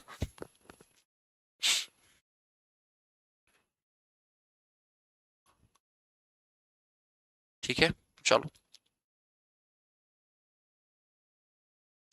आओ आगे, अगला क्वेश्चन ये रहा। कह रहा मूली और सलजम पौधे के किस भाग के उदाहरण हैं, बताओ। मूली और सलजम पौधे के किस भाग के उदाहरण हैं।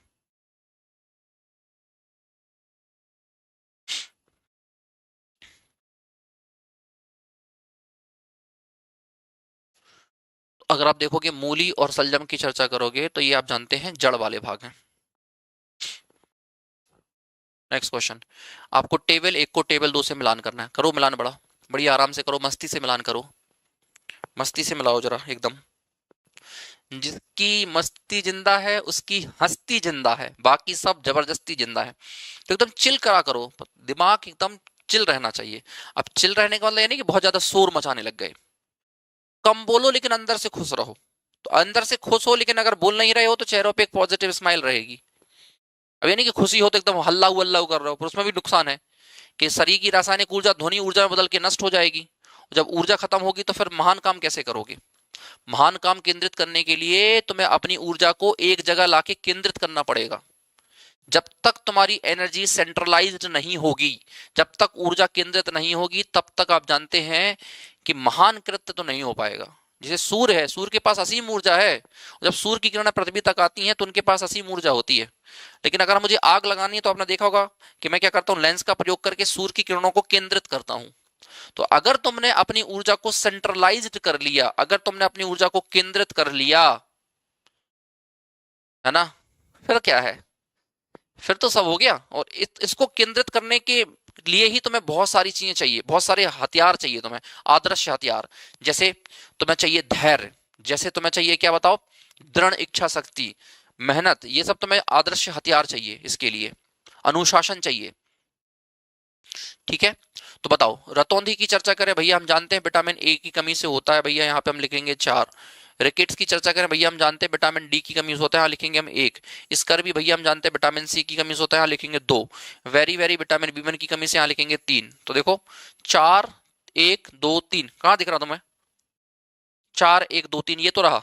ये सही कर रहा हूं ना मैं? हाँ, ठीक है, चलो। तो अब आप मुझे बताओ कि 35 में से कितने क्वेश्चन आपके अभी तक सही हुए, बताओ। कमेंट सेक्शन में बताना ये प्रैक्टिस सेशन कैसे लगा। मैंने आपको बताया एप्लीकेशन पे हमारी ईवीएस की क्लासेस चल रही हैं, वर्ग 3 का बैच भी चल रहे हैं, वर्ग 2 के बैच भी चल रहे हैं, वर्ग 1 के बैचेस भी चल रहे हैं। आप अपनी सुविधा अनुसार हमारे एप्लीकेशन पर आकर बैच ज्वाइन कर सकते हैं। हम आपको 15 दिन पढ़ाते हैं, फिर 15 दिन में एक दिन हम क्या करेंगे, रिवीजन सेशन रखेंगे, जिसमें आपको 15 दिन में जो पढ़ाएगा पूरा रिवाइज करवाएंगे। और जो पढ़ाते जा रहे हैं ऐसे मैराथन सेशन ले लेकर उसकी प्रैक्टिस भी आपको करवाते जाएंगे। तो अपनी वन शॉट और आप जानते हैं सिस्टमेटिक तैयारी करने के लिए, बिना भटके तैयारी करने के लिए तांडव क्लासेस के एप्लीकेशन को डाउनलोड करके ज्वाइन करिए, जिसमें आप एप्लीकेशन पर एक सिस्टमेटिक तरीके से तैयारी कर पाते हैं और आपका जो मेंटोर होता है वो आपको गाइड कर पाता है। आपका जो टीचर होता है वो आपको मेंटोर की भूमिका में वहां पर आ पाता है। समझ पा रहे हैं? तो सोर्स कम हो लेकिन अच्छे हो। भटकने से ज्यादा बजाय, भटकने की बजाय ये है कि भैया आप क्या करें, कम सोर्स से पढ़ें, कम स्रोत से पढ़ें, लेकिन उनको बार बार पढ़ें। और मैं ये कहता हूं कि 10 किताबों को पढ़ने से ज्यादा बेटर है कि आप एक किताब को 10 बार पढ़ें, और उससे भी ज्यादा बेटर है कि एक टीचर को 10 बार पढ़ें, एक टीचर की नोट्स को 10 बार पढ़ें, क्योंकि टीचर ने ऑलरेडी अपने सब्जेक्ट की 10 नहीं, 20 नहीं, बहुत सारी जितनी मार्केट में किताबें होती हैं सब पढ़ रखी होती हैं। तो कोई भी शिक्षक हो, अगर वो शिक्षक है तो आप जानते हैं अपने विषय की, आप जानते हैं एक बृहद समझ रखता है, अपने सब्जेक्ट का एक डाइजेस्टिव नॉलेज भी वो रखता है। उसको पता होता है कि भाई कौन से एग्जाम में क्या क्वेश्चन कहां से कैसे बन रहा है। तो एक शिक्षक को पढ़ना ज्यादा अच्छी बात होती है। खासकर ध्यान रखिए अनुभवी शिक्षक को पढ़ना, है ना, क्योंकि ऑनलाइन की दुनिया में आपके लिए ये अनुमान लगा पाना ही कठिन बात होती है। सबसे बड़ी चुनौती यही उत्पन्न हो जाती है कि आप यही अनुमान नहीं लगा पाते कि कौन शिक्षक अनुभवी है, किस शिक्षक का पेशा पढ़ाना है ना। नहीं तो कई बार क्या होता है कि तैयारी के दौरान टीचर जो है यूट्यूब पर आप जानते हैं आके चिल्लाने लग जाते हैं, उससे टीचर नहीं बनता। अनुभवी शिक्षक की पहचान करना यदि आपने सीख लिया सबसे पहले, तो आप ध्यान रखिएगा आपका सिलेक्शन सुनिश्चित है। तो सबसे पहले ध्यान रखें यूट्यूबर और टीचर के बीच का डिफरेंस क्रिएट करना आप सीख जाएं। ठीक है, चलिए। अगर वीडियो अच्छा लगा तो इसी वीडियो के कमेंट सेक्शन में जाके कमेंट जरूर डालिएगा जब लाइव स्ट्रीमिंग एंड हो जाए। और कोई डाउट रहे तो इसी वीडियो के कमेंट सेक्शन में जाके डाउट लिख दीजिएगा। ज्यादा जानकारी के लिए वीडियो के डिस्क्रिप्शन में हमारे ऑफिस का नंबर दिया गया है, उस पर आप कॉल करके भी संपर्क कर सकते हैं। बोलो हाउ, एक बार सभी लोग बोलो हाउ। चलिए, तो थैंक यू सो मच। ज्यादा जानकारी के लिए आप हमारा एप्लीकेशन डाउनलोड कर सकते हैं और आप जानते हैं हमारे नंबर पे संपर्क कर सकते हैं। वीडियो अच्छा लगा तो आप बताइएगा जरूर।